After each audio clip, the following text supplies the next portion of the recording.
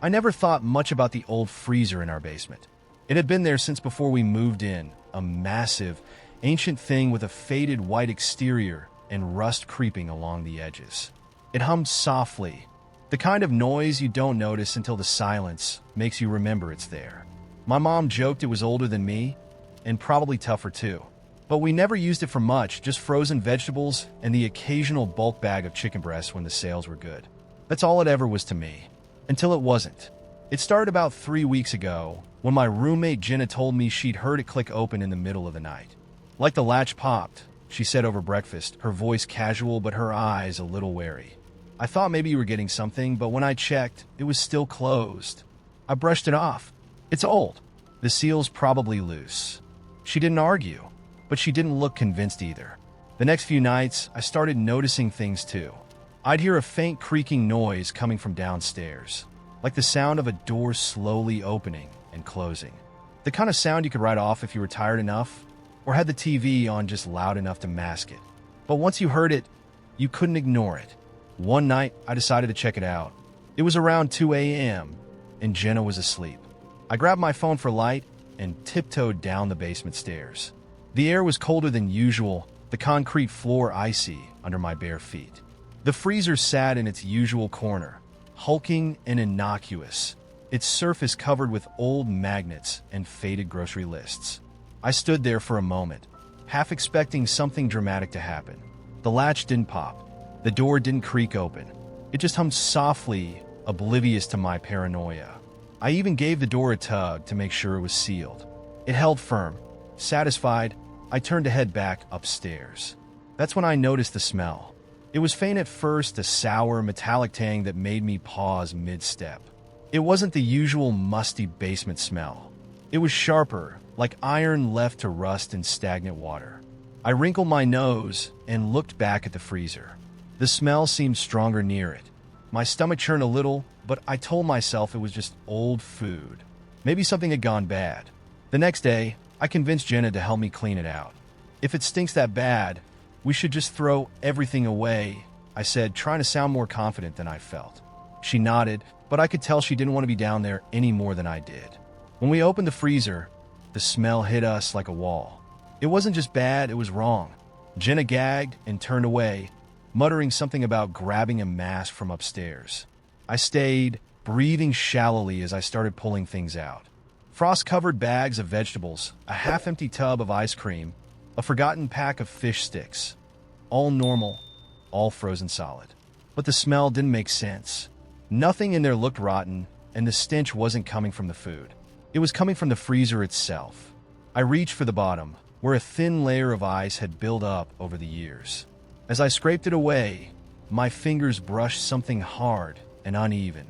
Not metal, not plastic, something rough like stone. My heart pounded as I chipped at the ice with a knife, the frozen layer breaking away in jagged shards. It took a few minutes, but eventually I uncovered it. A small, dark object embedded in the ice about the size of a fist. It wasn't stone. It was a bone. Jenna came back just in time to see me yank it free. It was yellowed and brittle, the kind of thing you'd find in a museum, not a freezer. She froze in the doorway, her face pale. "What is that?" she whispered. "I don't know," I admitted. But even as I said it, I knew it wasn't a question I wanted answered. We debated calling the police, but the thought felt absurd. What would we even say? "Excuse me, officer, we found a random bone in our freezer, and we're not sure if it's human?" It sounded ridiculous. Besides, it could have been anything, a leftover soup bone, something a previous tenant had forgotten. That's what I told myself. Anyway, that night, I couldn't sleep. Every creak of the house felt louder, every shadow in the hallway sharper. Around 3 a.m., I heard it again, the faint creak of the freezer door. I sat up, my heart racing. It was louder this time, unmistakable. I grabbed my phone, turned on the flashlight, and crept downstairs. The basement felt wrong, like the air was heavier somehow. The freezer door was wide open. Ice crystals clung to the edges, glinting like tiny daggers in the light. The bone was gone. I don't remember much after that. Just the sound of my own breathing, ragged and shallow, and the overwhelming urge to get out of the house. I ran upstairs, woke Jenna, and told her we were leaving. She didn't argue. We spent the night at a motel and didn't go back until the next afternoon. When we returned, the house was quiet. Too quiet. The basement was just as we'd left it, except the freezer was closed again. There was no smell, no sign of the bone, no ice on the floor. It was like it had never happened. We moved out 2 weeks later. I didn't tell the landlord why. Even now, months later, I can't explain what happened. But sometimes, in the middle of the night, I'll hear that soft, rhythmic humming in the distance, like the freezer's still calling me back. The old lighthouse at Crow's Point hadn't been operational for decades. Its beacon dark and its walls battered by endless storms. No one in town remembered exactly why it had been abandoned. The story shifted over the years, becoming a patchwork of local legends. Some whispered about the keeper who vanished one winter night. Others claimed it was cursed, built on something older and angry. But most people didn't care. It was just a crumbling relic on a forgotten cliff. But for Callum, the lighthouse was a problem. He had inherited it. The letter came in a lawyer's envelope, the kind that meant nothing good. Inside was a formal notice informing him that the lighthouse and its surrounding land had been bequeathed to him by a distant relative he barely remembered meeting. He'd laughed at first, imagining a scene from an old movie where he'd stumble upon buried treasure or a lost fortune. The reality was mold, rust, and a draft that seemed to come from nowhere and everywhere at once. The first time Callum set foot inside, he felt an inexplicable heaviness in the air. It wasn't just the smell of salt and rot. It was the weight of something unseen pressing against him. The interior was a maze of spiral staircases, narrow corridors, and rooms that seemed too small or too large for the structure. Every step echoed strangely, the sound arriving a half-second later than it should have. He told himself it was his imagination. Old buildings were like that, full of quirks. Still, he couldn't shake the feeling that he wasn't alone. Over the next few days, he began the grueling process of cleaning. The paperwork said the lighthouse had historical significance, which could mean grants, maybe even tourism money. But every sweep of his broom seemed to uncover more questions. The most unnerving discovery was the locked door on the third floor. Its iron surface was marred with deep scratches, as if someone, or something, had tried desperately to get through from the inside. Callum tried to ignore it at first, but the door seemed to demand his attention. It wasn't just the scratches. It was the fact that, no matter where he was in the lighthouse, he felt it behind him, watching. On the 5th day, he gave in. He gathered his tools, a crowbar, a flashlight, a sledgehammer for good measure, and climbed to the 3rd floor. The air grew colder as he ascended, the wind outside wailing like an animal in pain. The lock was old and rusted, but it didn't take long to break. The door groaned open, revealing a narrow passageway that spiraled downward. He hesitated, shining his flashlight into the dark. The beam barely penetrated, swallowed by the oppressive blackness. But there was something at the edge of the light, a glint, a shimmer like wet stone. Against his better judgment, he descended. The steps were uneven, slick with moisture, and the air grew damp and heavy. It smelled of seawater, but also of decay. The passage twisted and turned in ways that didn't make sense. The lighthouse shouldn't have had this much space beneath it. Finally, he reached the bottom. The room was vast, its walls carved from the bedrock, glistening with moisture. In the center stood an enormous object covered in a heavy, rotting tarp. Callum's flashlight trembled in his hand as he stepped closer. He reached out, fingers brushing the edge of the tarp. For a moment, he hesitated, a primal part of him screaming to leave it alone. But curiosity won.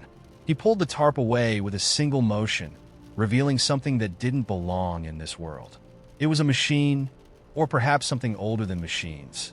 Its surface was smooth and black, pulsing faintly as though it were alive. Strange symbols, neither carved nor painted but somehow intrinsic to its material, glowed faintly. Callum felt a wave of nausea, as if the symbols were twisting inside his mind, reshaping his thoughts. At the base of the machine was a hatch, slightly ajar. The light spilling from inside was wrong, too bright and too dark at the same time. Callum's hands shook as he reached for it, an inexplicable urge pulling him forward. He had to see what was inside. Before his fingers touched the hatch, a sound echoed through the room, a deep, resonant hum that vibrated in his chest. He froze, the hair on his neck standing on end. Then came the voice. "You are the keeper now." The words didn't come from the air. They came from within him, as though the machine had reached into his thoughts and spoken directly to his soul. He staggered back, clutching his head as images flooded his mind. Flashes of the lighthouse's history, the people who had lived and died here, and the thing that had been hidden away for centuries. The machine was not of this world. It had been buried deep in the earth long before humans built their fragile civilizations. The lighthouse had been constructed not as a beacon for ships, but as a warning, a barrier to keep the machine contained. But the barrier was failing. The voice returned, softer this time, but no less commanding. The door must remain closed. Callum scrambled back up the passageway, his legs burning, his heart pounding. When he reached the third floor, he slammed the iron door shut and drove the sledgehammer against the lock until it was twisted and useless. That night, he sat in the lantern room at the top of the lighthouse, staring out at the Black Sea. The machine's presence weighed on him, an unrelenting pressure at the back of his mind. He knew he couldn't leave. The lighthouse had chosen him, or trapped him. Either way, the responsibility was his now. As the first light of dawn crept over the horizon, Callum felt the weight settle into his bones. He understood now why the previous keeper had vanished. This was a duty no one could carry for long. And so, the beacon remained dark, its purpose long forgotten by the world outside. But Callum stayed, watching the sea, listening to the whispers of the machine below, and wondering how long he could hold the door shut. The first time I noticed something was off, it was the note. It was just lying there on my kitchen counter when I got home from work, written in a shaky, unfamiliar hand. "You forgot your umbrella today." It didn't make any sense. I hadn't taken an umbrella in weeks. It had been bone dry outside. I stared at the note for a long time, trying to recall if I'd left my door unlocked or if one of my friends had a key. But the handwriting didn't match anyone I knew, and the note itself was written on paper I didn't recognize. Thick, coarse, almost like old parchment. I should have been scared, but instead, I laughed it off. "Weird prank," I muttered, tossing it into the trash. By the time the second note appeared, it wasn't so funny. "You're out of milk." This one was on my coffee table. Again, written in the same shaky hand. My skin prickled as I stared at it. Not because it was wrong.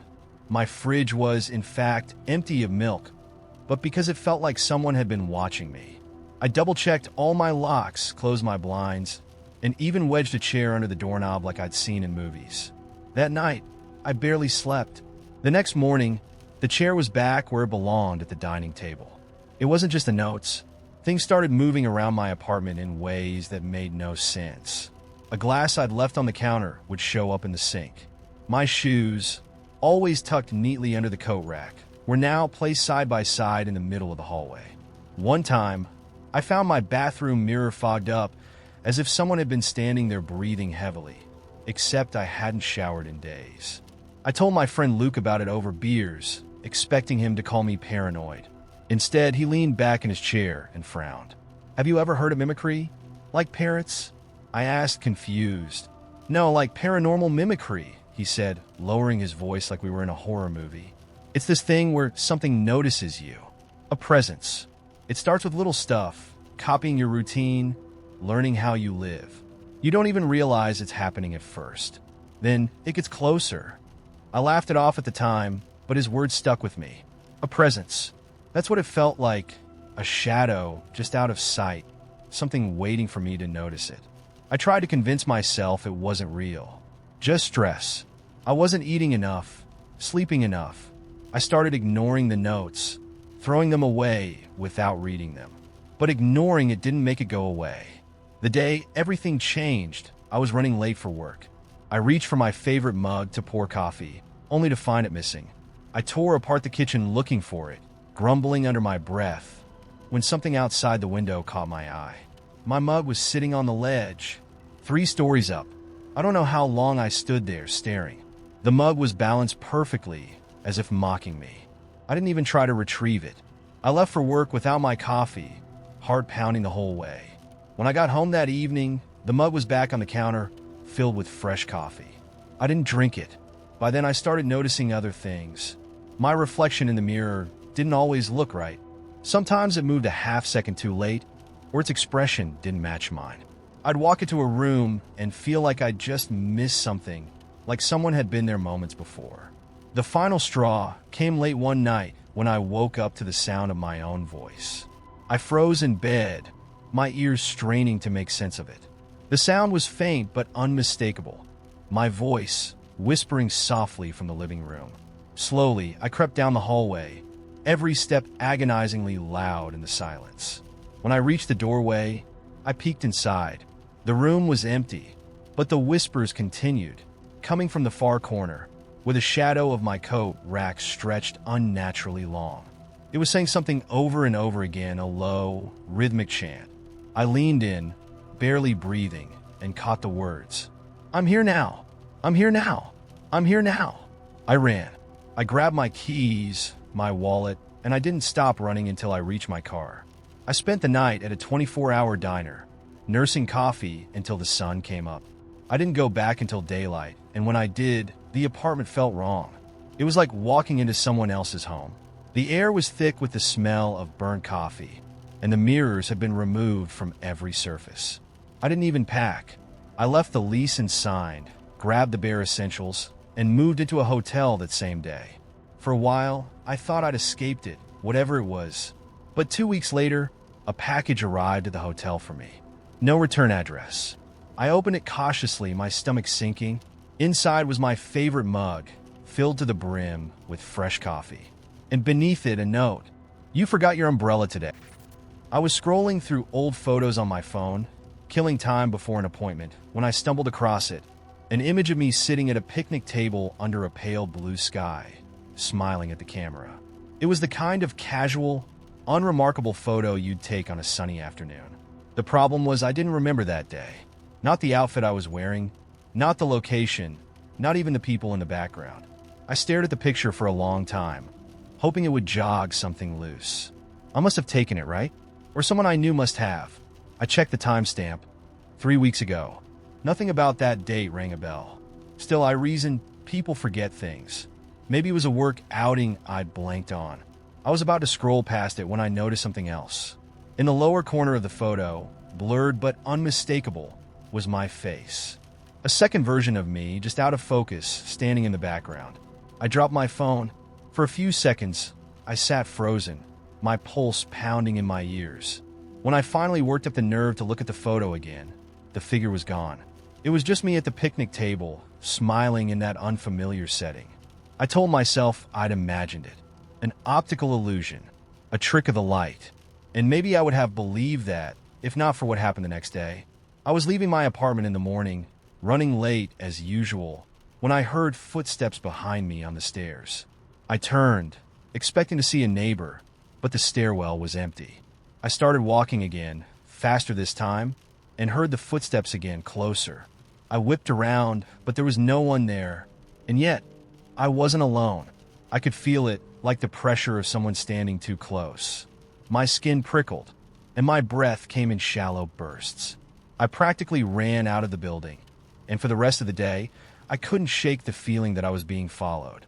By the time I got home that evening, I was on edge. Every sound made me jump. Every shadow seemed to move.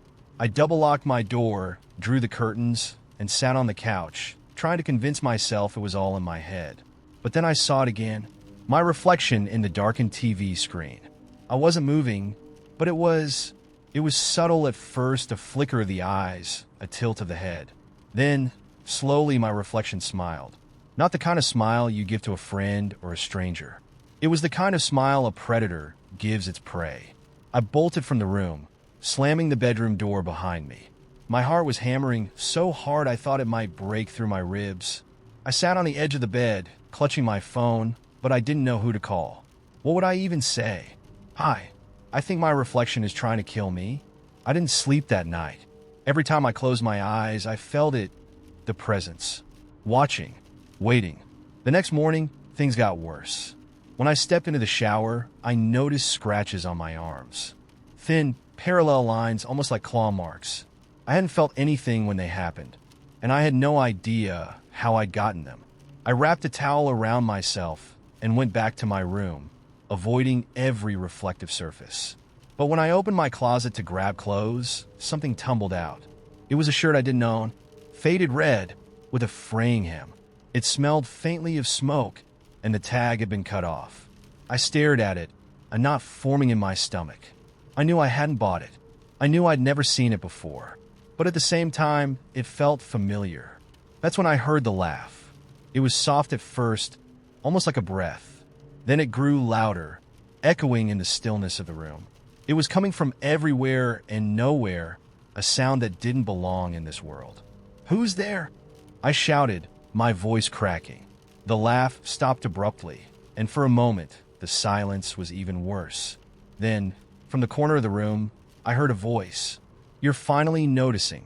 I turned, but there was no one there.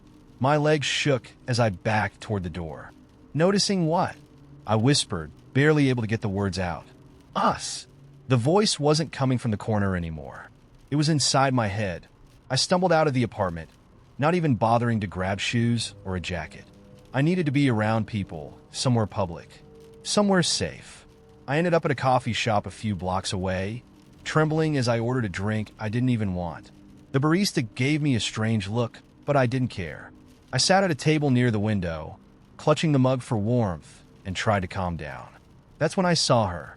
Across the street, standing perfectly still, was me. Not someone who looked like me, not a twin or a doppelganger. It was me. Same hair, same face, same clothes I was wearing at that moment. She raised a hand in a slow wave, her lips curling into that same predatory smile. I ran. For the next week, I tried everything to get rid of her.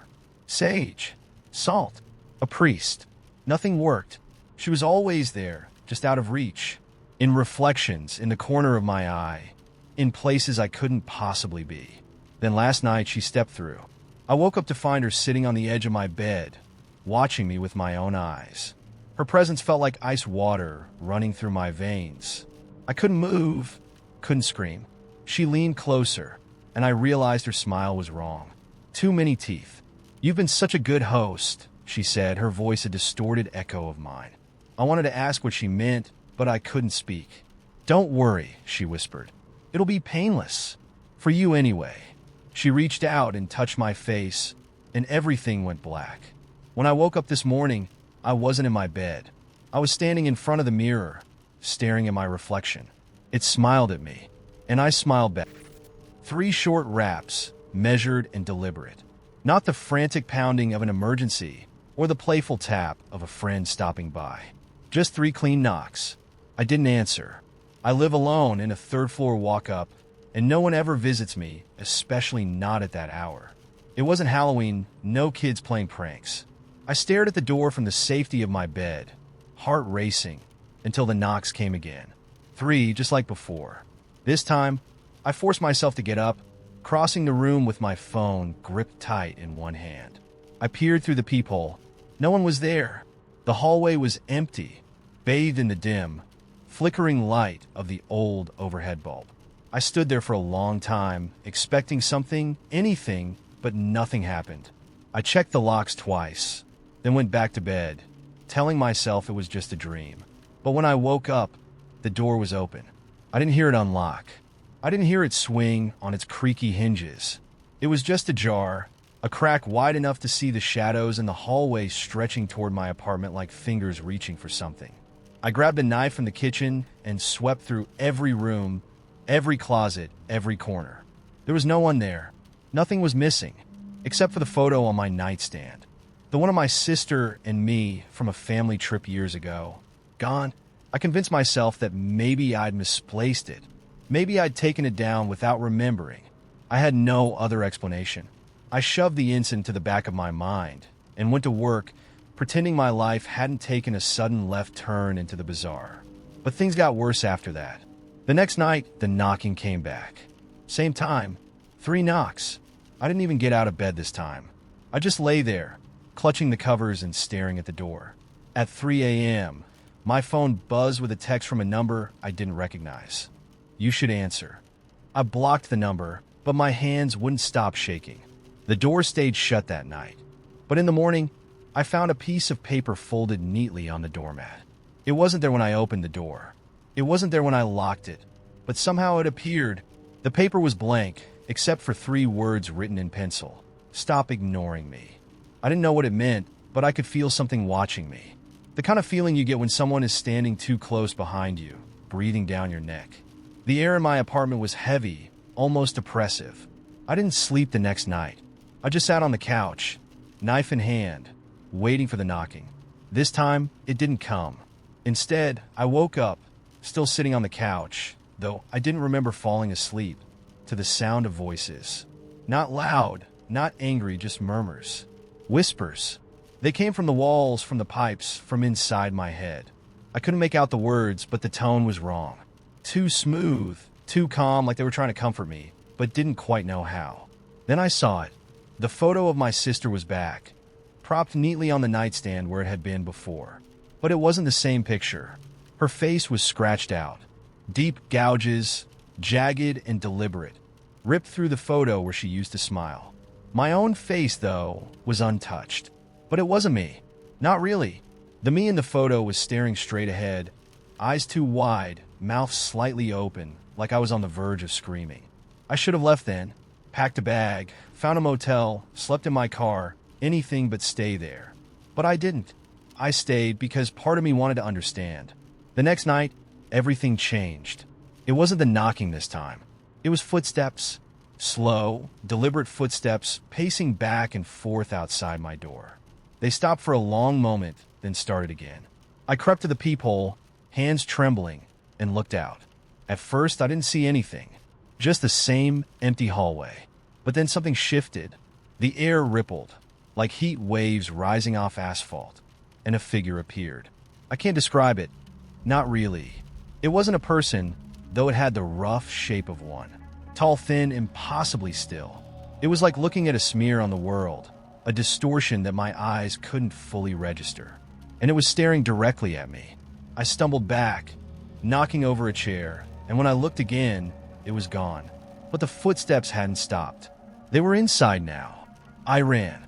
I didn't grab anything, just my keys and my phone, and bolted out of the apartment. I didn't stop until I was in my car, parked halfway across the city in an all-night diner's lot. I stayed there until dawn, watching the door, waiting for someone or something to follow me. Nothing did.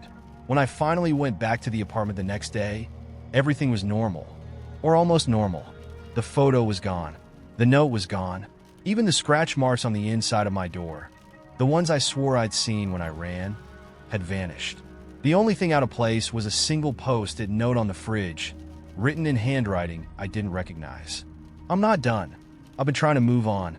It's been a week since the last knock, the last whisper, the last shadow that didn't belong. But I know it's not over. I still feel it sometimes, in the moments between sleep and waking, in the silences when my apartment seems too quiet. Last night, I woke up to find my phone open on the Notes app. A new entry had been typed out while I slept. Next time, don't run. I don't think I can. It was the kind of thing you never really noticed until it became impossible to ignore. I first spotted her in line at the grocery store. I wasn't paying much attention, just flipping through a magazine, waiting to check out. But there she was, a few places ahead of me. A woman in her 40s, maybe 50s, with graying hair pulled into a loose bun and a beige coat buttoned all the way up. Nothing unusual except for how still she stood. No phone, no fidgeting, no shifting from foot to foot like everyone else. Just still. Her hands rested on the handle of her cart, white-knuckled, and her eyes, dark, flat, stared straight ahead. She didn't look at the cashier or the other shoppers. She didn't even glance at the rows of gum and candy by the register. She just stood there, silent and unmoving, until it was her turn. Then she pushed her cart forward, unloaded her groceries one item at a time. Each movement slow, deliberate, and paid in cash. I wouldn't have thought much of it, except later that day. I saw her again. I was at the gas station, filling up my car, and there she was sitting in a gray sedan at the pump across from mine. Same beige coat. Same stiff posture. She wasn't pumping gas or even looking at her phone. She was just sitting there, hands gripping the steering wheel, staring straight ahead. I told myself it was just a coincidence. Small town, you run into the same people sometimes. But something about her unsettled me. I couldn't explain why. The next time I saw her, it was a week later. I was out for a run, taking my usual route through the park, when I spotted her sitting on a bench. Same coat, same stillness. Her head turned slightly as I jogged past, just enough for me to see her eyes follow me. I felt a chill run down my spine. That night, I couldn't stop thinking about her. Who was she? Why did she feel so wrong? The sightings kept happening. At first, they were spaced out, random, once at the pharmacy, another time at the library. But then they became more frequent. She was in the background of every place I went. At the diner where I grabbed coffee before work, sitting alone in a booth. At the hardware store, walking slowly down the aisles. Always in that beige coat, always so unnervingly still. It wasn't until I saw her outside my apartment that I started to panic. It was late past midnight, and I was heading home after a long shift. As I pulled into my parking lot, my headlights swept across the row of cars, and there she was standing by the lamppost. She didn't move, didn't look at me, but I knew it was her. I locked my doors and sat there, engine running, staring at her. She wasn't doing anything, just standing there with her hands clasped in front of her. But I felt like I couldn't breathe.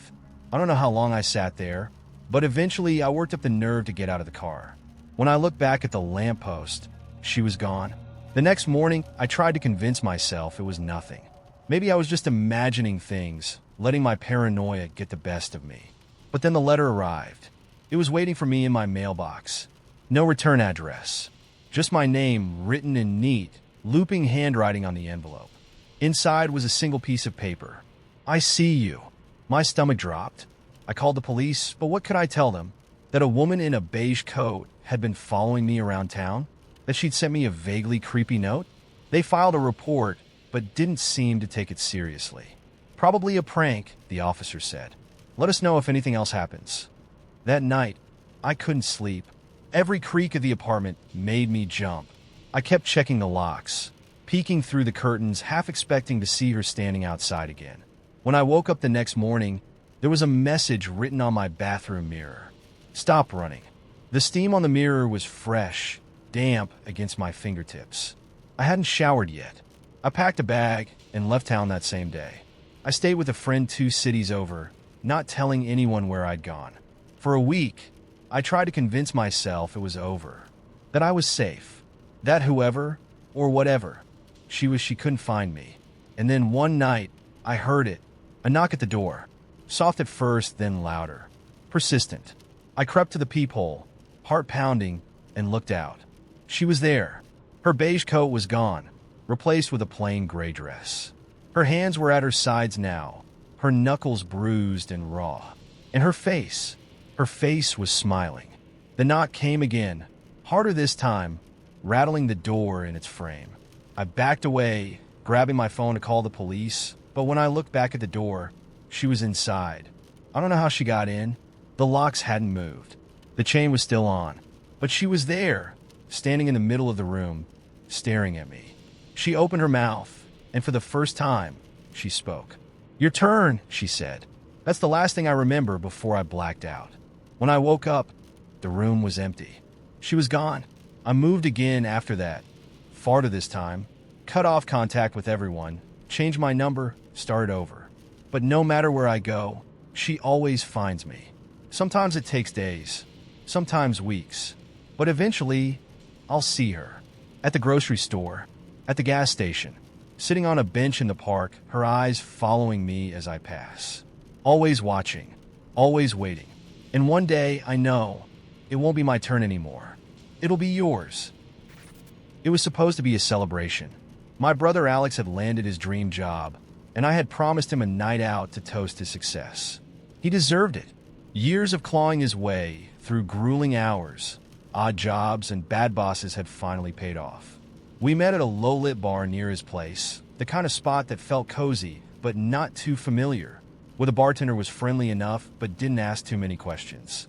Alex showed up late, as always, but his grin lit up the room when he saw me.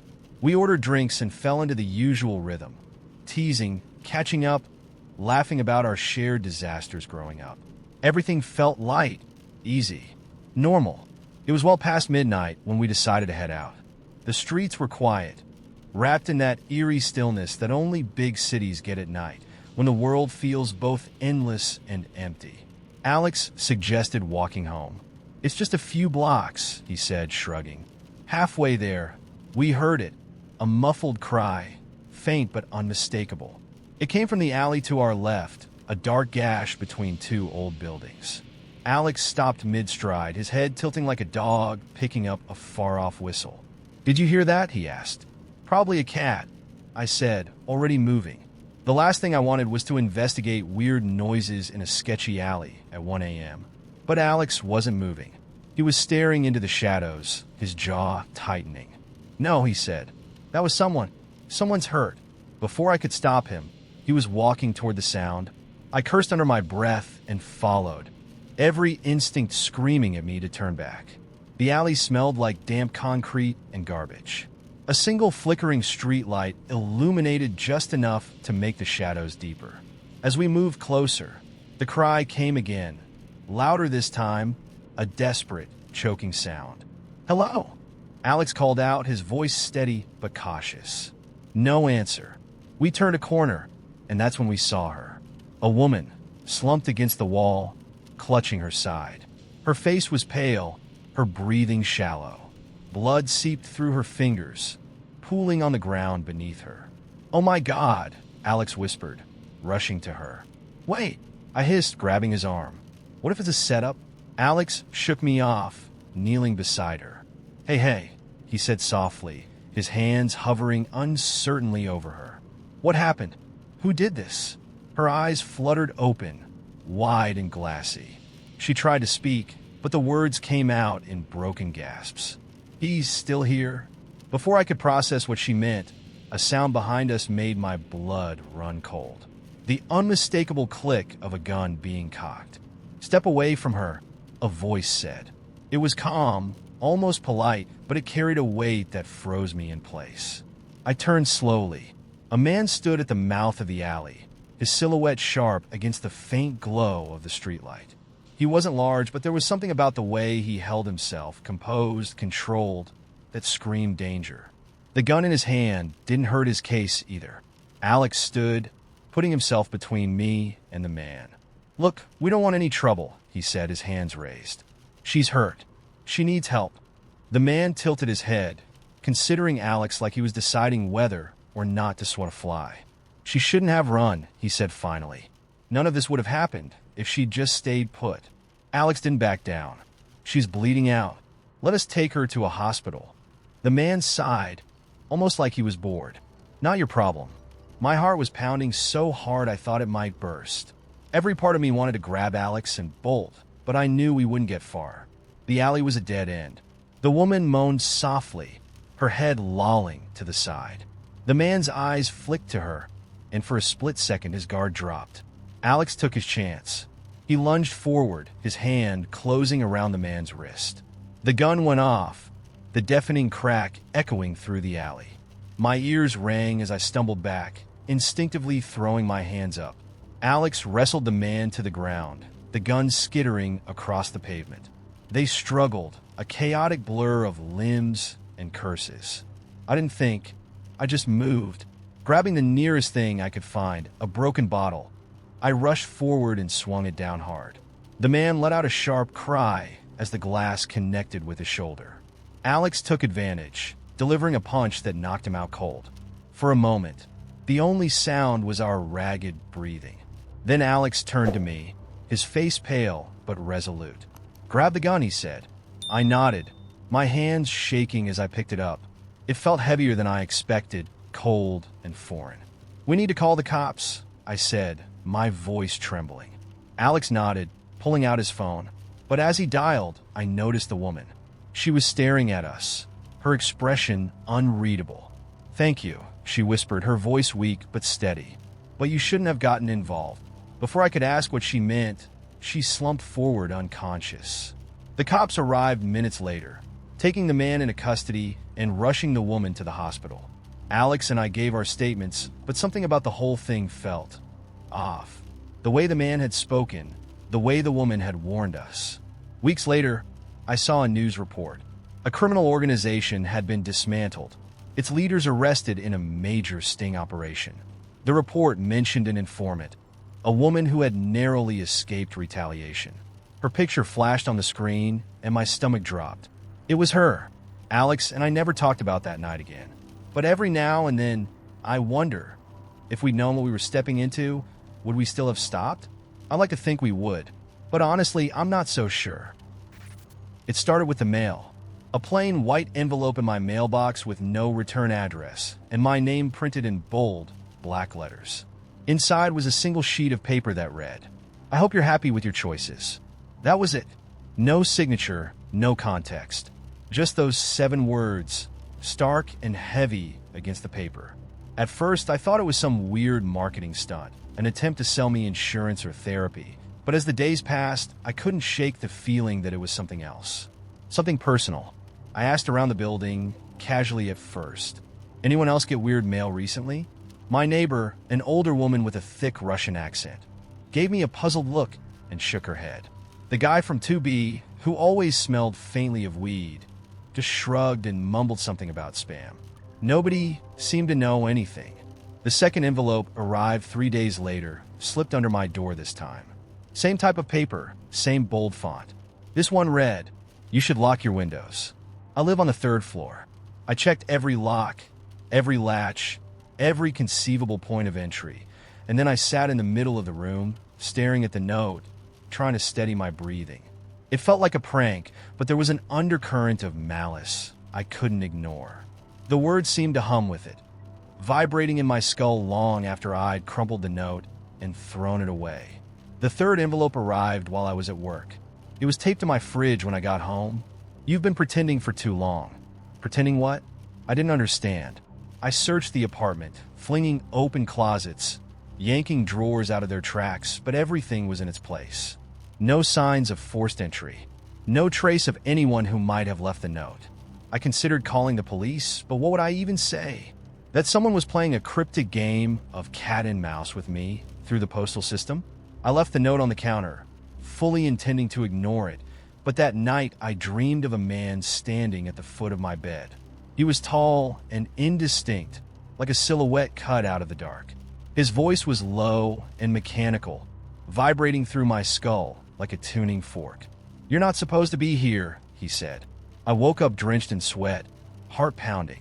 My phone screen glowed on the nightstand, and for a second, I thought about calling someone, anyone. But who would believe me? I told myself it was just stress, that my subconscious was latching onto the notes to make sense of them. That explanation worked until the 4th envelope arrived. "Don't go to the coffee shop." It wasn't until later that I realized I'd been planning to meet my friend Sophie at the coffee shop that afternoon. The note felt like a dare, but I went anyway, desperate to prove to myself that I wasn't being controlled by fear or paranoia. The coffee shop was exactly as it always was, bustling with people, the smell of roasted beans thick in the air. Sophie was late, which wasn't unusual, so I grabbed a seat near the window and scrolled my phone while I waited. A few minutes later, I glanced up and saw a man standing across the street. He was tall and indistinct, wearing a dark coat and sunglasses. He wasn't doing anything, just standing there looking in my direction. I don't know how long I stared at him, waiting for him to move, but Sophie's voice snapped me out of it.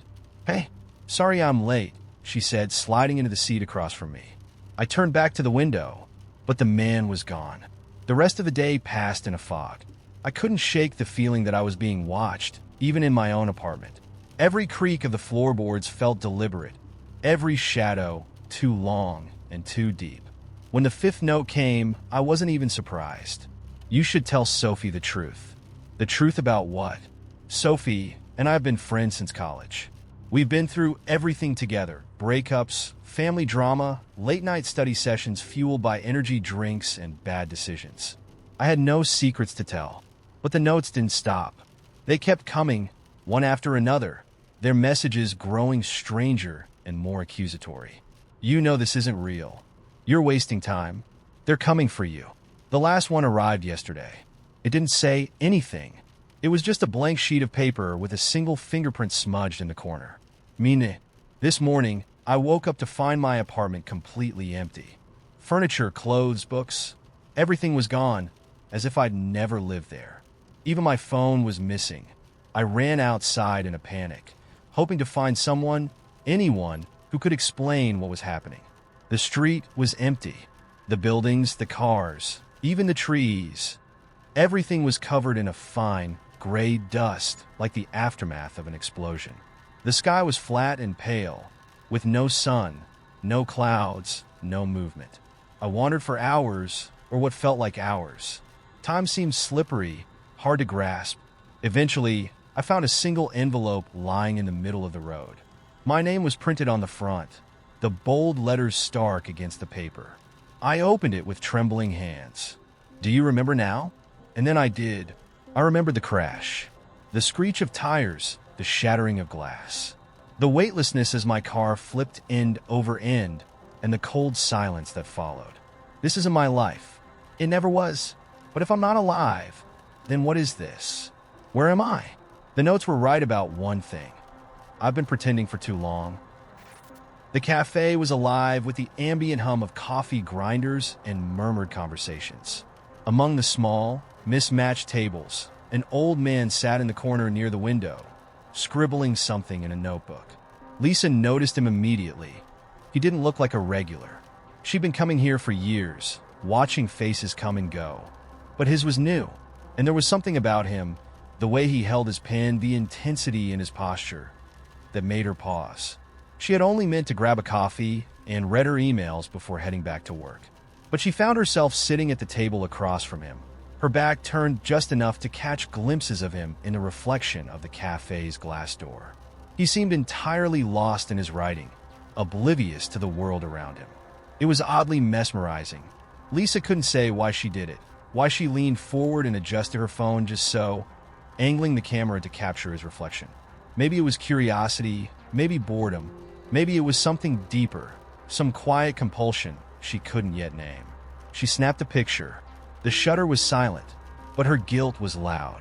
She slid the phone back in her bag, telling herself it was nothing, just a fleeting moment to look at later, when her mind was quiet and restless.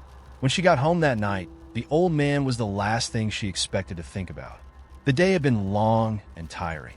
Her boyfriend, Eric, was waiting for her in the living room, a beer in hand and a hockey game playing softly on the TV. His greeting was warm but brief, his focus more on the screen than on her. She kissed his cheek, muttered something about taking a shower, and retreated to the bathroom. As the water ran, she pulled out her phone and looked at the photo. It was blurry, but the old man's posture was clear, his head bowed slightly, his hands steady as they worked. She zoomed in on the notebook, but the words were illegible. Her fingers hovered over the delete button. Instead, she swiped to her camera roll, curious to see what else she might have captured without thinking. That's when she noticed a folder she didn't recognize. It was labeled with a single period, and she was sure she hadn't created it. Her curiosity turned to unease as she tapped it open. Inside were dozens of photos she didn't remember taking. Eric sitting at a bar, Eric standing by his car, Eric talking to a woman with dark hair and a red scarf. The timestamps on the photos spanned weeks. Her breath caught as she scrolled, her mind racing to make sense of what she was seeing. Had Eric been documenting his own life without telling her? But that didn't make sense. Why would he keep these in a hidden folder on her phone? And then a darker thought crept in.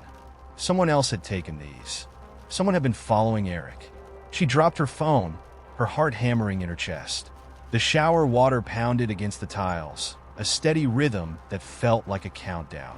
Lisa wrapped herself in a towel and stepped out into the hallway, her feet damp against the floorboards. Eric was still in the living room, laughing at something on the TV. The sight of him, so casual, so unaware, made her stomach churn. She tried to speak, but the words wouldn't come. Instead, she stood there, watching him, her phone clutched tightly in her hand. Finally, he noticed her. "You okay?" he asked, his brow furrowing. "You look like you've seen a ghost." She opened her mouth, closed it again. Then she took a shaky breath, and sat down beside him, holding out her phone. "Do you know anything about these?" she asked, her voice trembling. Eric frowned, took the phone, and began scrolling through the photos.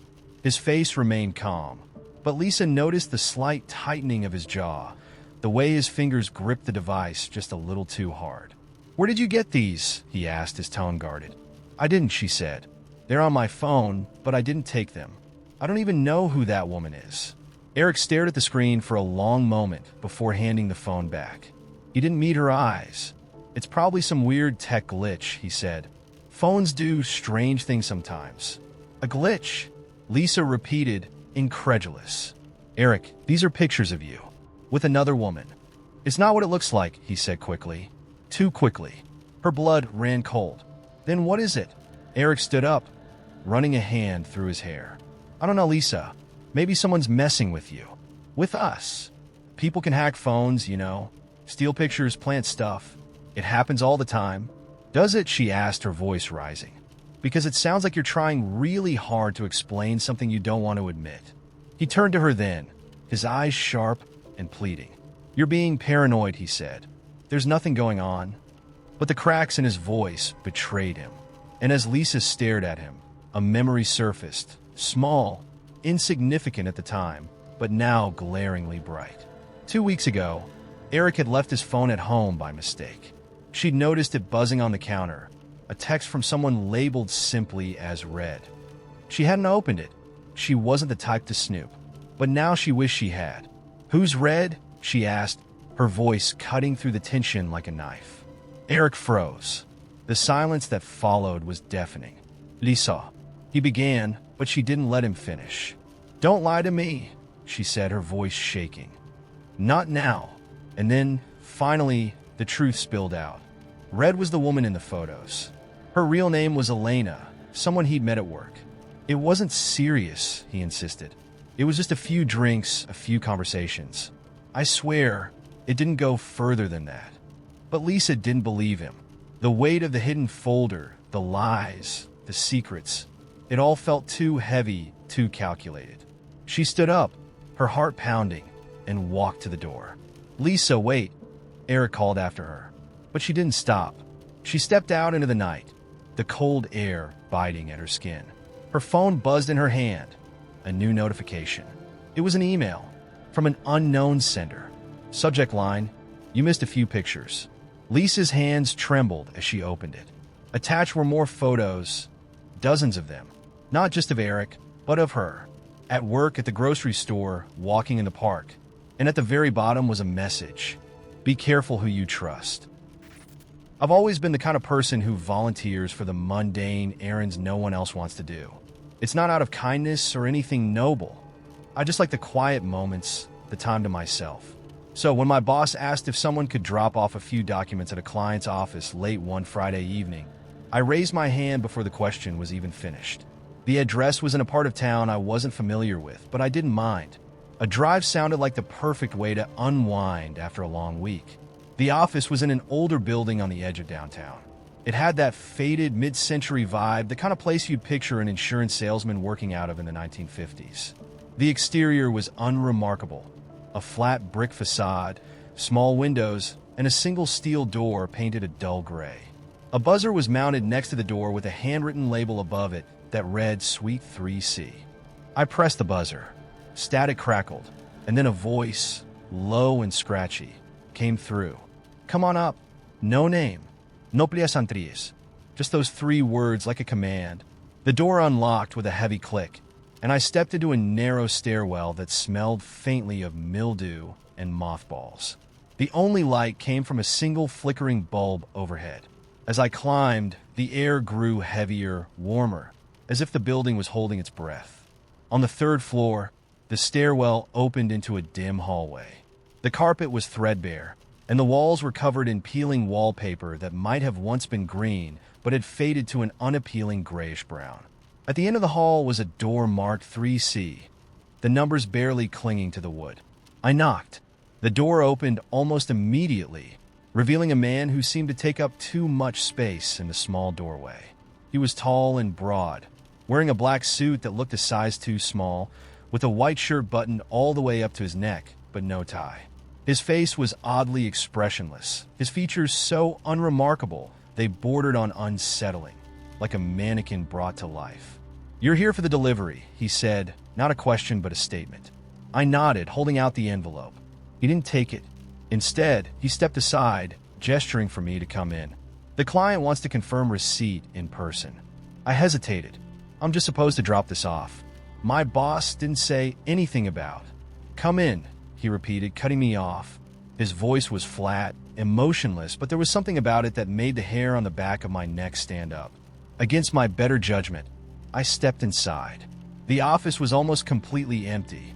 No desks, no chairs, no equipment. Just a single filing cabinet pushed against one wall and a bare light bulb hanging from the ceiling.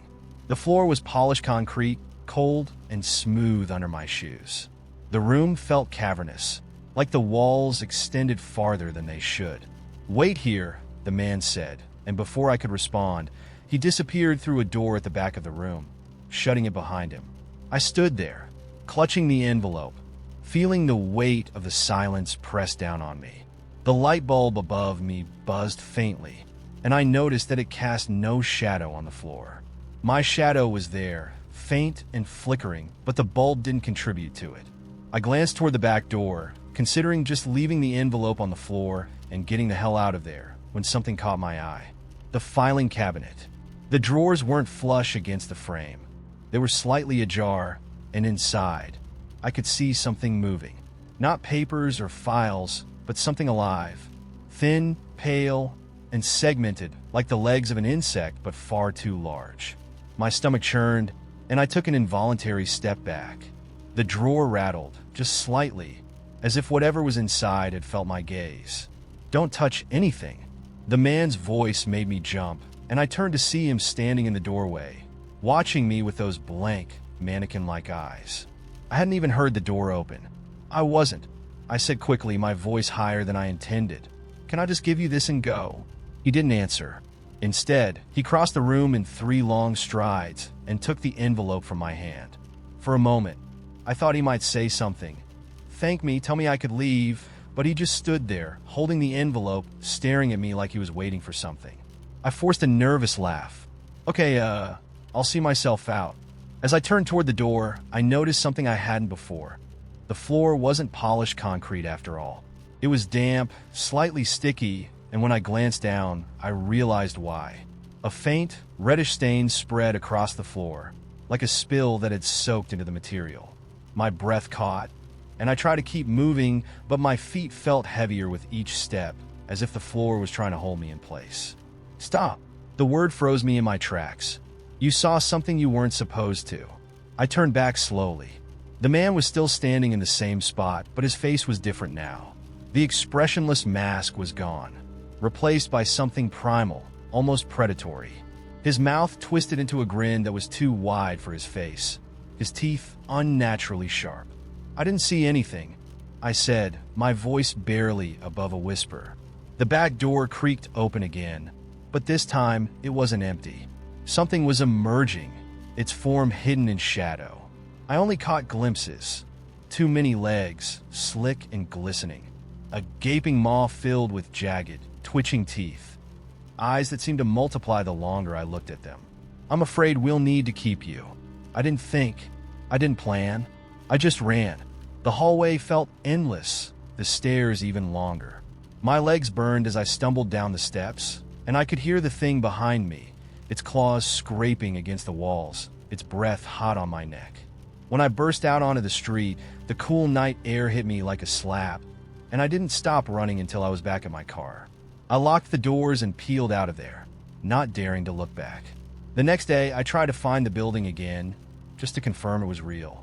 But when I reached the address, all I found was an empty lot. Now, sometimes at night, I dream of that hallway, of the thing in the shadows. And when I wake up, I can still feel the floor sticking to the soles of my feet. I've always hated small towns. The silence at night feels unnatural, like something's lurking just beyond the edge of the quiet.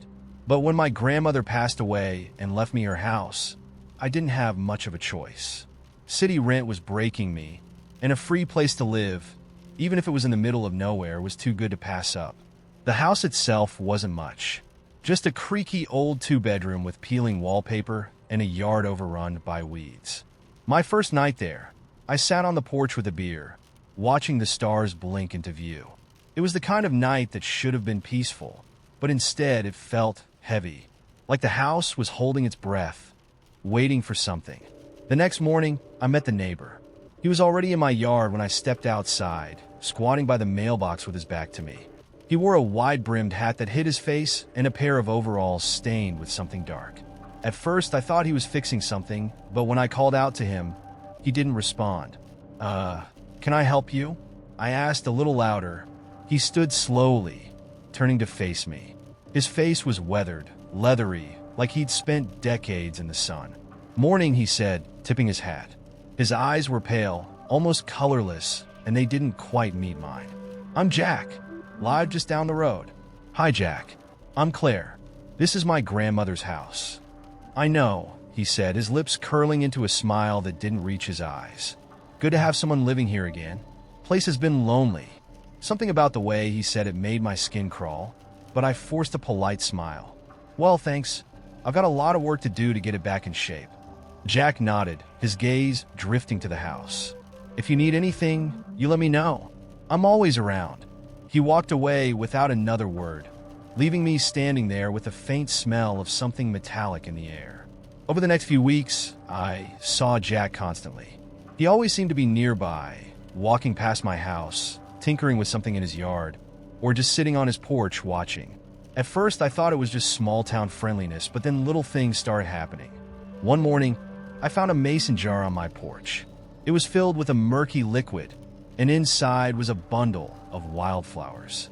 There was no note, but I had a feeling it was from Jack. When I asked him about it later, he just smiled and said, "Thought you could use some cheering up." Then there were the noises. Late at night, I'd hear the sound of footsteps crunching on the gravel driveway, but whenever I looked outside, there was no one there. Once, I found a small pile of stones arranged in a perfect circle at the edge of my yard. Another time, I woke up to find my garden tools neatly lined up on the porch, even though I'd left them scattered in the shed. I convinced myself it was all harmless. Jack was just being neighborly, maybe a little eccentric. But my unease grew.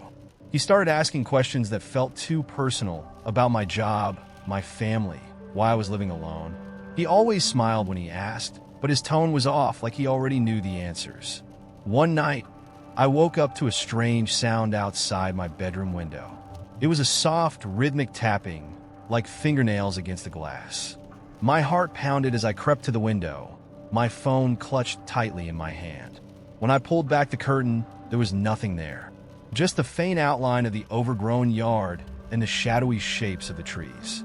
I tried to convince myself it was a branch swaying in the wind, but the next morning, I found a smudge on the window. It was a handprint.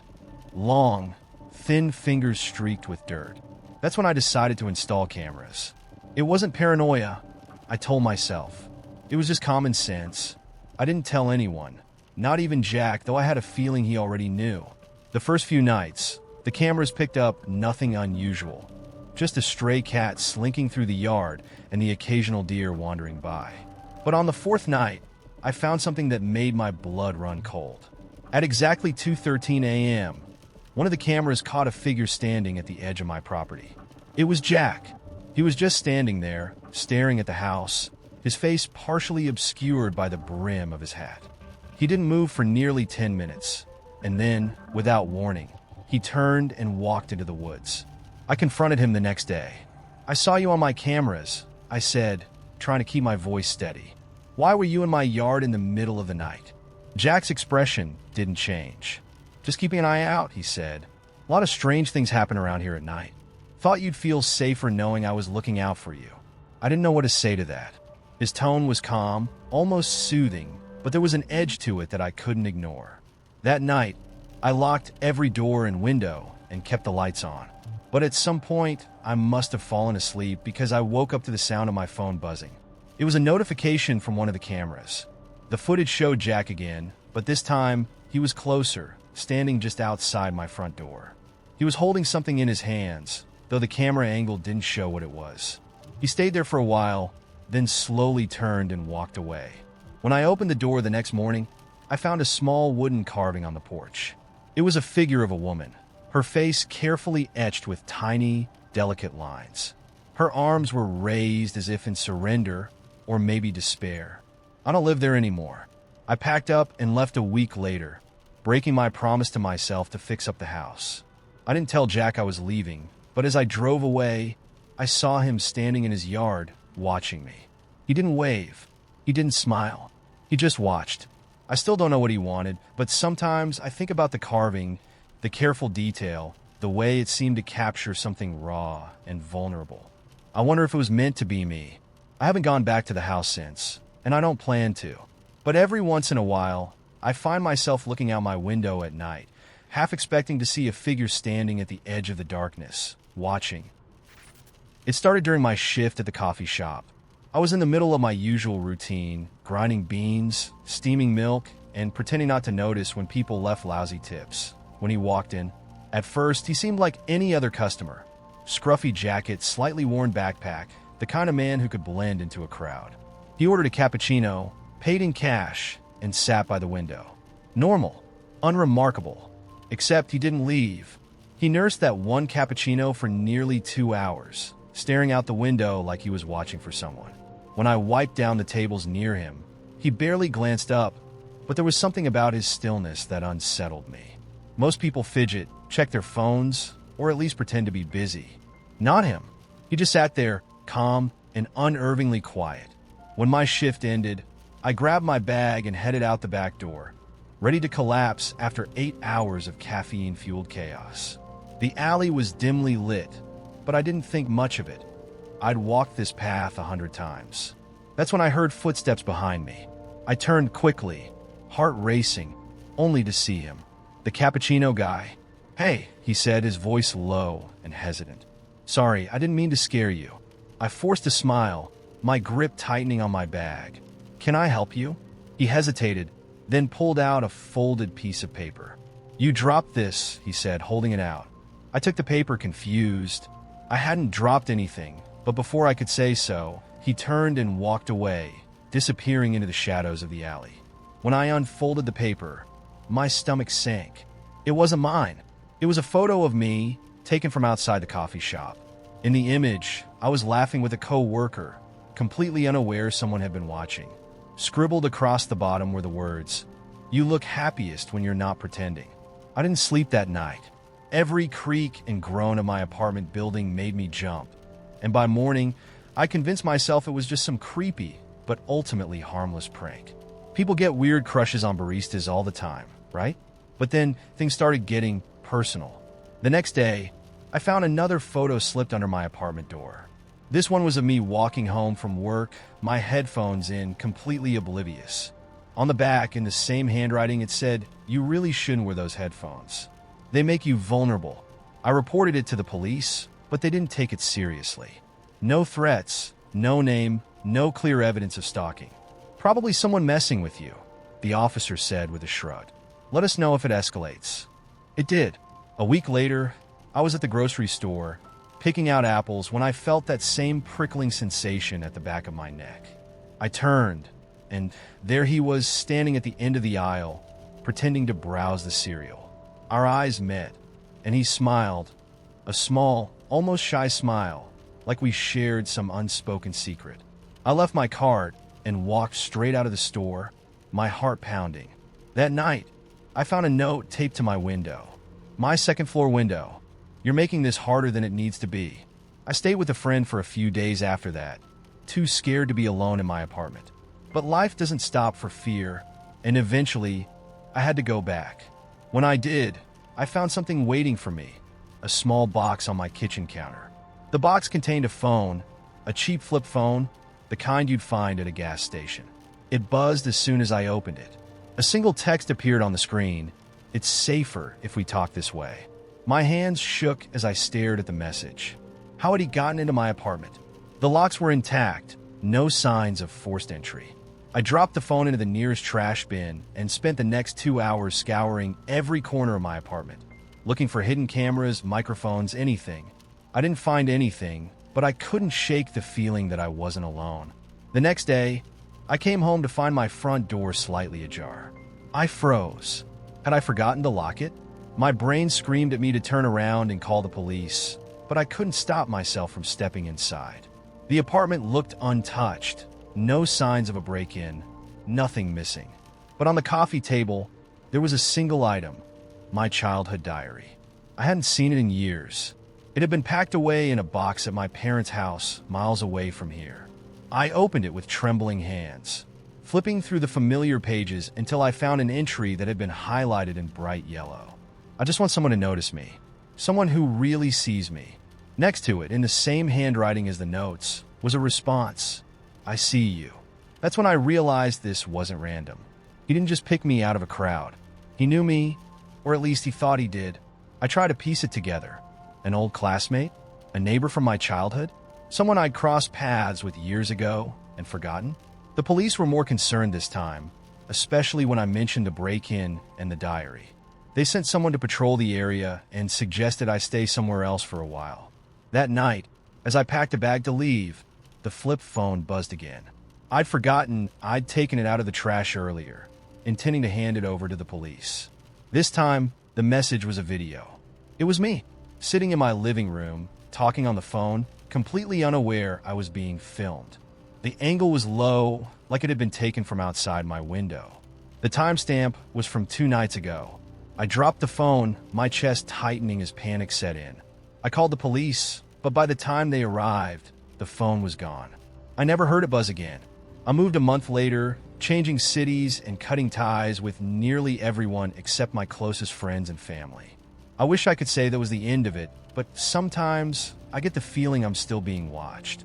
A text will pop up on my new phone, just a blank screen, or I'll spot a familiar figure in the corner of my eye, only for them to disappear when I look again.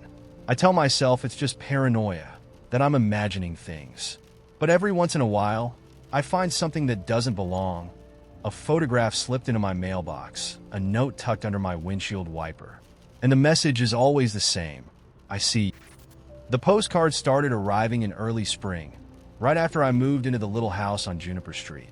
The first one came in a plain white envelope, with no return address and no name signed at the bottom. Just a picture of a lighthouse on the front and a single sentence scrawled in black ink on the back. Wish you were here. At first, I thought it was a mistake. Maybe it was meant for the previous tenant, someone who hadn't updated their address yet. I tossed it on the counter and forgot about it. But 2 days later, another one arrived. This time, the postcard showed a dense, shadowy forest, the kind you'd see in a horror movie. The message on the back read, "It's so quiet here. Peaceful. You'd love it." I turned the card over and studied the postmark, but it was smudged, the details unreadable. Still, something about it unsettled me. I hadn't told anyone I'd moved. The house wasn't even in my name. I was renting it through a friend of a friend. How would someone know where to find me? The third postcard came 3 days later. A snowy mountain, jagged and desolate. On the back, in the same looping handwriting, "Getting closer. Can't wait to see you." That's when I called the landlord, Mr. Halloran, a gruff man in his 60s who'd lived in the neighborhood his whole life. When I told him about the postcards, he chuckled. "Probably just kids messing around," he said. "House has been empty for a while. Maybe they think it's still abandoned." "Do you know who lived here before me?" I asked. "Yeah, a couple of renters over the years. Nothing long-term." He hesitated. "Last one, well, she left in a hurry. Didn't even give notice. Just packed up one night and disappeared. That's why the place is so cheap." I thanked him and hung up, but his words stuck with me. Why would someone leave like that? And what were the odds the postcard started showing up right after I moved in? The fourth postcard was different. The picture on the front wasn't a scenic landscape this time. It was my house. My house, taken from the sidewalk out front, the forsythia bushes in bloom by the porch steps. On the back, the message read, "Home sweet home." I didn't sleep that night. Every creak and groan of the old house made me jump. At one point, I thought I heard footsteps on the gravel driveway, but when I peered through the curtains, no one was there. The next morning, I found a muddy footprint on the front porch. It was large, too large for any shoe I'd ever seen, and the shape was wrong. The toes were long, curled slightly inward, and the arch was unnaturally high. My stomach turned as I crouched down to examine it. By the time I stood up, I was shaking. I called the police, but they weren't much help. The officer who came out, a young guy with tired eyes and a coffee stain on his uniform, looked at the footprint, scratched his head, and shrugged. Could be an animal, he said. Maybe a raccoon or a big dog. Do raccoons wear shoes? I asked, unable to keep the sarcasm out of my voice. He didn't laugh, just handed me his card and told me to call if I saw anything suspicious. The fifth postcard came that evening. I didn't even want to open it, but curiosity won out. The picture on the front was black this time. Just solid, featureless black. The kind of black that made you feel like it wasn't an image but an absence. On the back, the message read, "Let me in." I stared at the card, my pulse hammering in my ears. I didn't know what to do. Call the police again? Call Mr. Halloran? Burn the damn thing? Before I could decide, I heard a sound, a soft, rhythmic tapping. It was coming from the front door. I froze, clutching the postcard in my trembling hands. The tapping continued, steady and deliberate. It wasn't loud, but in the stillness of the house, it might as well have been a gunshot. I crept toward the door, my heart pounding, and pressed my eye to the peephole. No one was there. I locked the deadbolt, dragged a chair over, and wedged it under the doorknob. Then I spent the rest of the night sitting in the corner of my bedroom, a kitchen knife clutched in my hand. I didn't sleep. The sixth postcard arrived the next day, slipped under the door while I was in the shower. No envelope this time. No postmark. Just another picture of my house. This one taken from closer up. I could see the curtains in the living room window, the faint outline of my own reflection in the glass. The message read, "You should answer when I knock." I packed my bags that afternoon. I didn't care about the lease or losing my deposit. I wasn't staying in that house another night. As I loaded the last of my things into the car, I felt it again, that prickling sensation at the back of my neck like I was being watched. I spun around, half expecting to see someone standing there. But the street was empty. Silent. Too silent. I drove to my sister's place an hour away, not bothering to call ahead. When I got there, I told her everything. She listened, her face pale and drawn, and insisted I stay as long as I needed. For the first time in days, I felt safe. Until the next morning, when I opened the mailbox and found a postcard waiting for me. The picture was of my sister's house. And on the back, in that same looping handwriting, "You can't run forever." It started with a phone call, not one of those ominous, heavy-breathing calls you see in movies. This was a wrong number. A cheerful voice asked for Daniel, and I, half asleep, mumbled that they had the wrong number. The caller apologized, laughed lightly, and hung up. It was nothing. Forgettable. The next day, I got another call. Same number. This time, I was at work, and my phone buzzed on my desk during a meeting. I declined the call and made a mental note to block the number. Later that evening, though, the caller tried again. Annoyed, I picked up. "Hi, Daniel." The voice asked again, just as bright as before. "No," I said, sharper this time. "I'm not Daniel. Stop calling." The line was silent for a beat too long before the voice replied, soft and almost amused. "Okay." I hung up and blocked the number, but something about that pause stuck with me. It wasn't embarrassment or confusion. It felt like acknowledgement, as if they'd expected me to say that. The calls stopped, but the strange occurrences didn't. A week later, I was sitting on the train during my usual commute home, scrolling through my phone. The man across from me was staring. At first, I thought it was incidental, the way your eyes can glaze over and accidentally settle on someone. But as I shifted uncomfortably, I realized he wasn't looking through me.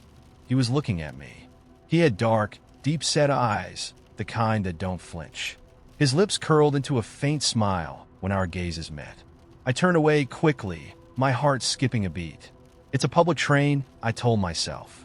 Where people exist. I got off at my stop without looking back, but the feeling of being watched lingered like a shadow. 2 days later, I saw him again, this time at a cafe I frequent. He wasn't staring this time. He was sitting at the table next to mine, sipping a coffee and scrolling through his phone.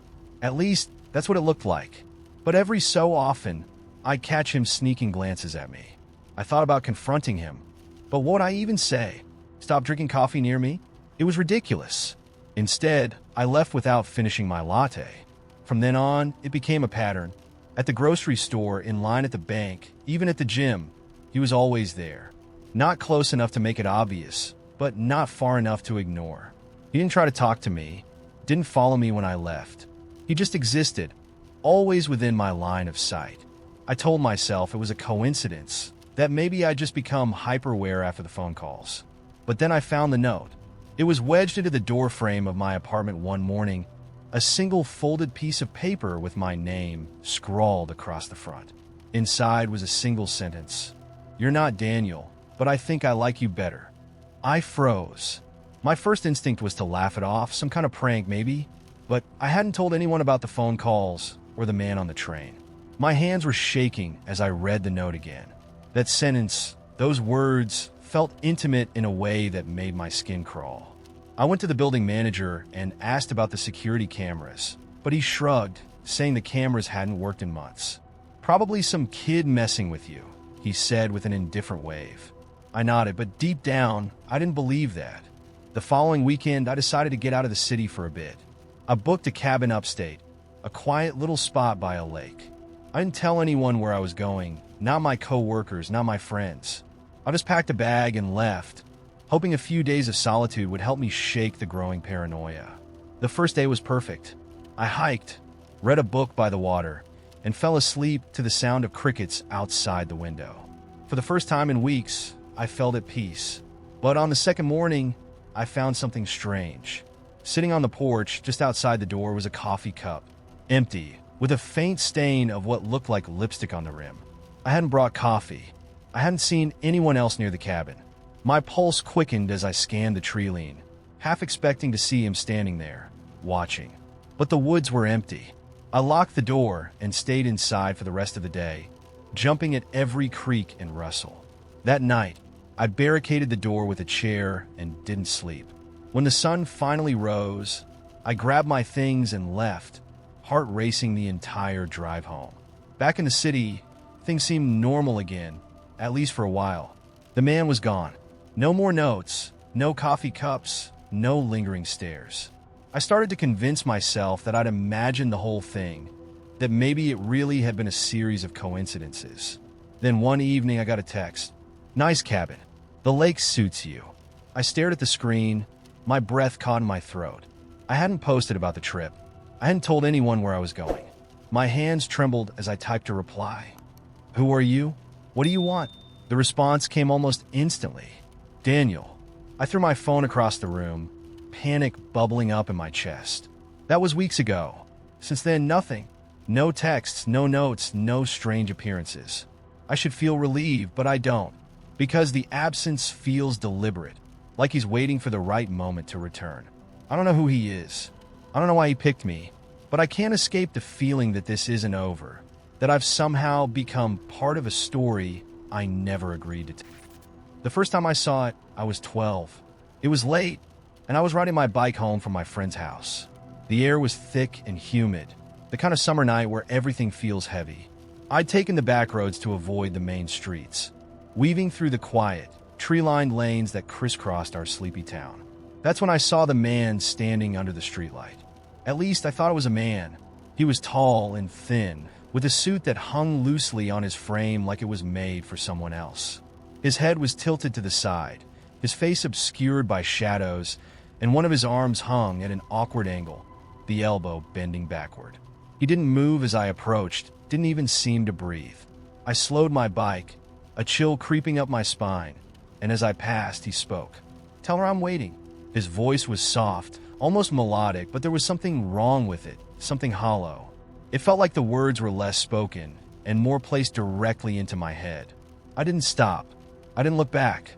I pedaled harder than I ever had, not slowing down until I was home, breathless and shaking. When I told my mom about it, she laughed it off. "Some drunk weirdo," she said. "Stay on the main roads next time."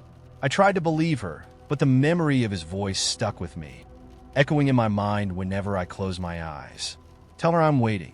For years, I convinced myself it was nothing, a trick of the light, a figment of an overactive imagination. I even stopped thinking about it, until last month when my mom passed away. She died unexpectedly. A heart attack, the doctor said. She'd been perfectly healthy, but death has a way of being indiscriminate. I was devastated, of course, but there was also a strange sense of inevitability to it, like some part of me had been waiting for it all along. A few days after the funeral, I was going through her things when I found a photograph I'd never seen before. It was old, black and white, with the kind of faded edges that made it look ancient. In the photo, my mom was a little girl, maybe 7 or 8, standing in front of a house I didn't recognize. But it wasn't her that caught my attention. It was the man standing in the background. He was partially obscured by the shadow of a tree, but it was unmistakably him. The tall, thin figure, the ill-fitting suit, the head tilted just slightly to the side. My hands trembled as I stared at the picture, my breath coming in short, shallow gasps. It couldn't be. It didn't make sense. But there he was watching her. That night, I couldn't sleep. I lay in bed, staring at the ceiling, my mind racing with questions I couldn't answer. Who was he? How long had he been there? And what did he mean by, "Tell her I'm waiting"? Around 3 a.m., I heard a noise outside. It was faint at first, a soft tapping, like fingers drumming against glass. I froze, my heart pounding in my chest, and strained to listen. The tapping grew louder, more insistent, and then came the voice. "Tell her I'm waiting." I bolted upright, my throat tight with fear. The voice wasn't outside. It was inside the house, echoing through the halls like a whisper carried on the wind. I grabbed my phone and called the police, but by the time they arrived, there was no sign of anyone. No footprints, no broken windows, nothing. They left after a quick sweep of the property, chalking it up to stress or grief. I didn't argue. What could I say? The next day, I tried to dig into my mom's past. I called relatives, searched through old photo albums, even looked up the address of the house in the picture. Nothing. No one recognized the man, and the house had been torn down decades ago. The more I searched, the less I found, and the more I started to feel like I was losing my mind. But he didn't stop. Every night, the tapping came. Sometimes on the windows, sometimes on the walls. And always, always the voice. "Tell her I'm waiting." I started to see him, too, just at the edge of my vision, standing under streetlights, watching from across the street, reflected in the darkened windows of my car. He never moved, never spoke when I looked directly at him, but I could feel his presence, cold and suffocating. Last night, he came inside. I woke to find him standing at the foot of my bed, his face still obscured, his head tilted as though examining me. I couldn't move, couldn't scream. The air felt thick, pressing down on me like a weight, and my ears filled with the sound of static. He leaned closer, and for the first time, I saw his face. There was nothing there. No eyes, no mouth, no features at all. Just a smooth, pale surface like stretched skin. And yet, I could feel him smiling, feel the malice radiating from him in waves. "Tell her I'm waiting," he said again, his voice reverberating through my skull. I don't know how long I lay there after he disappeared. Hours, maybe. Morning came, but the sunlight didn't bring relief. I know he'll be back tonight.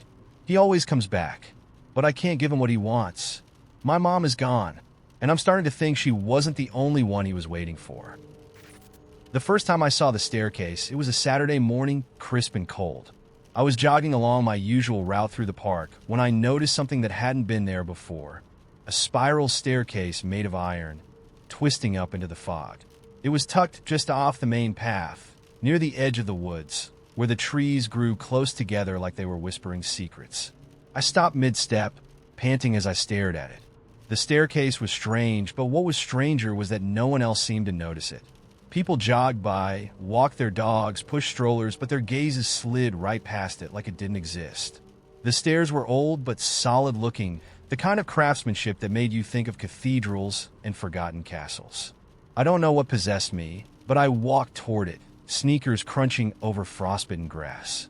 Up close, the metal was cold to the touch, damp with condensation. There was no obvious purpose to the staircase. It didn't lead to a tree house or platform. It just spiraled up into the mist. I craned my neck, but couldn't see the top. I remember thinking I should just keep jogging.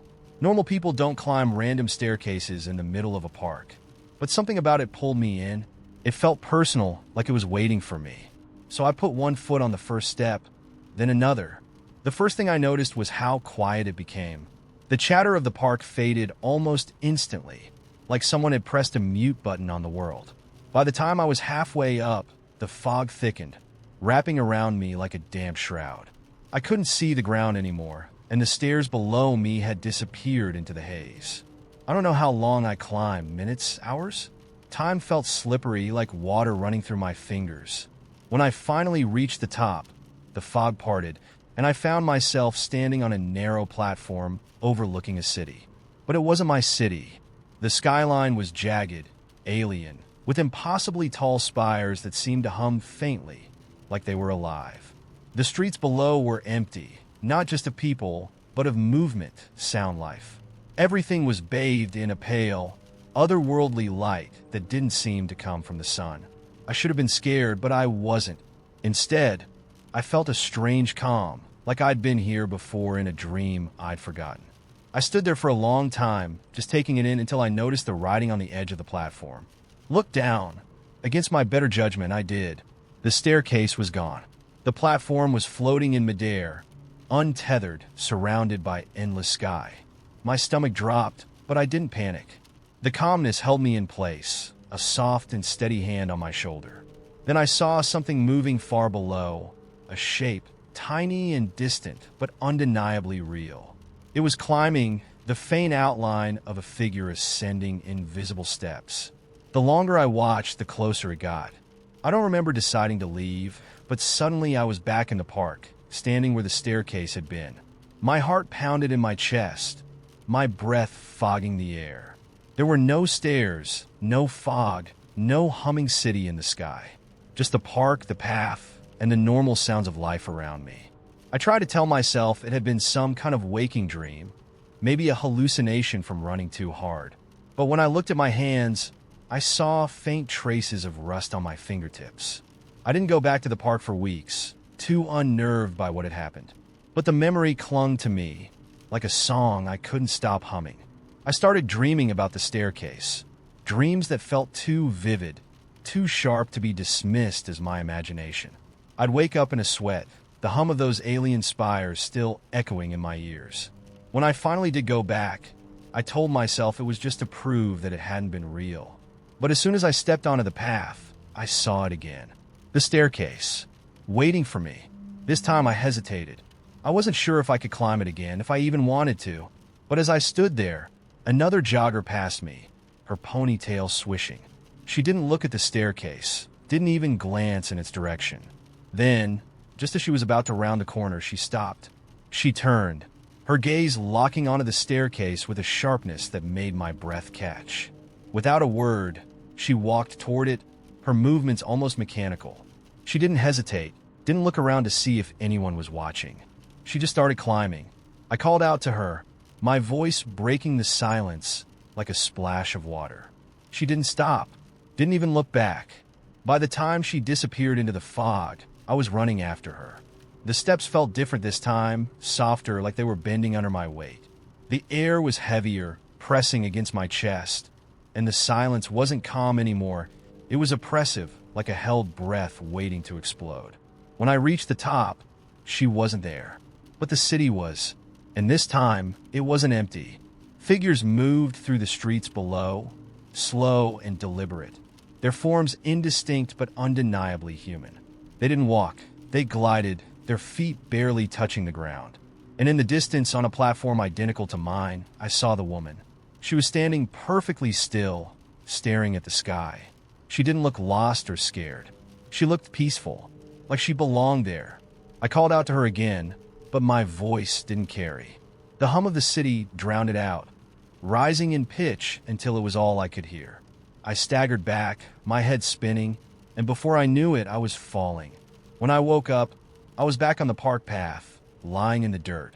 People walked by, oblivious, their lives untouched by whatever strange world I'd stumbled into.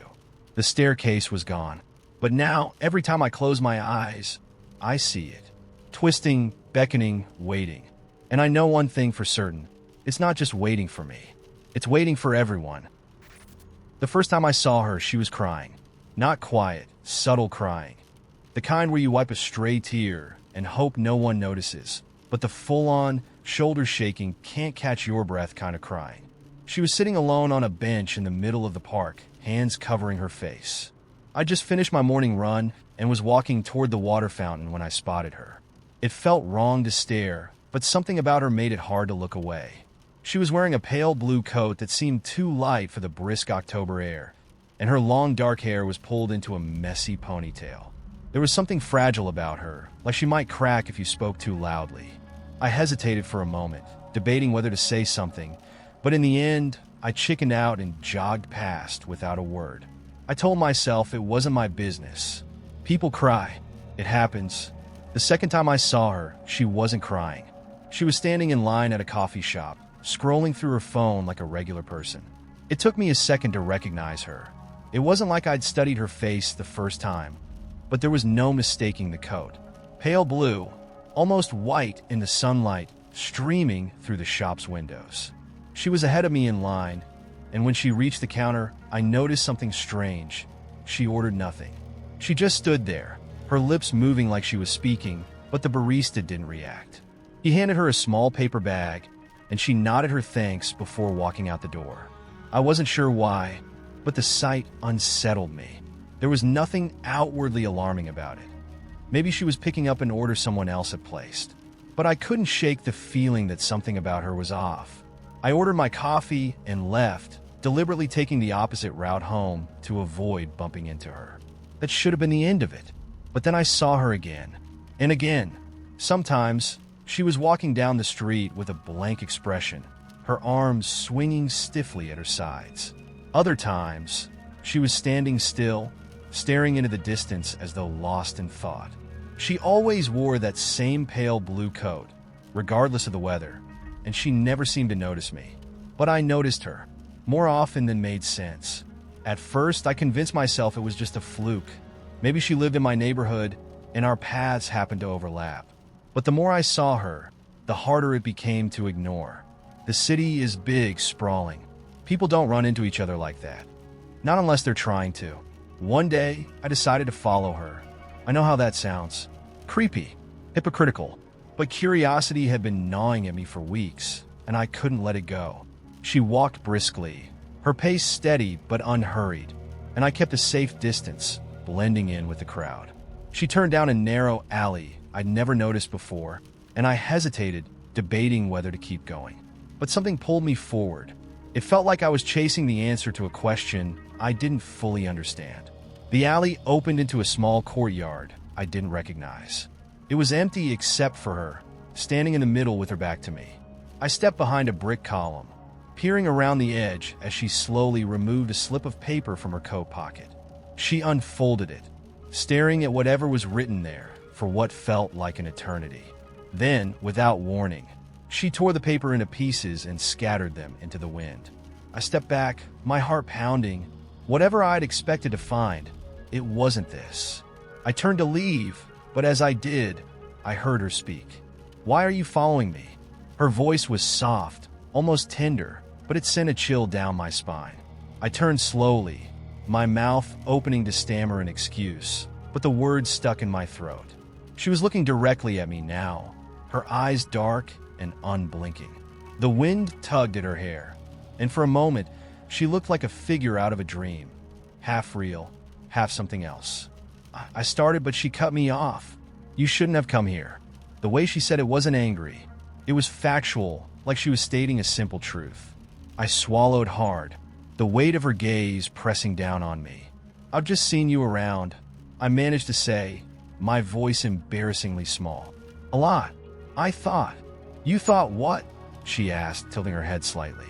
Her tone wasn't accusatory, but there was something behind it I couldn't place. Amusement? Pity? "I don't know," I admitted. I don't know." She smiled then, a faint, almost sad smile. "You don't know," she repeated, her eyes scanning my face. "That's what they all say." Before I could ask what she meant, she turned and walked away, disappearing down another alley. I stood there for a long time, trying to process what had just happened. The courtyard felt colder now, emptier, like her presence had been the only thing holding it together. I went home that night feeling more unsettled than ever. I tried to forget her, to push the whole encounter out of my mind. But the next day, as I passed the park on my way to work, I saw her again. This time, she was sitting on the same bench where I'd first seen her, her face hidden behind her hands. And then I noticed the pale blue coat folded neatly beside her. She wasn't wearing it. Instead, her shoulders were bare, pale as the coat itself. And when she finally looked up, I realized with a start that she wasn't crying. She was smiling. That faint, sad smile I'd seen before. She didn't say a word. She didn't have to, because when our eyes met, I felt it, the weight of something ancient, something inescapable. Like I'd stepped into a story that had been written long before I was born. I haven't seen her since, but sometimes when I walk through the park, I swear I catch a glimpse of blue out of the corner of my eye. And I wonder, was I following her, or was she waiting for me? The first thing Lyra noticed about the new neighbors was the peculiar way they moved in. Not the time, though it was strange to unload a truck at 3 in the morning, but the silence. No banter, no clatter, no offhand curses when something heavy scraped the driveway. Just an unnatural quiet as figures in identical gray coats transferred boxes into the house across the street. The second thing Lyra noticed was the boxes themselves. They weren't the usual mix of old moving cartons and taped-up storage bins. These were sleek, metallic, and seamless, almost like they belonged in a sci-fi movie. She dismissed it as eccentricity and went back to bed, listening to the faint hum that seemed to hang in the air after the truck pulled away.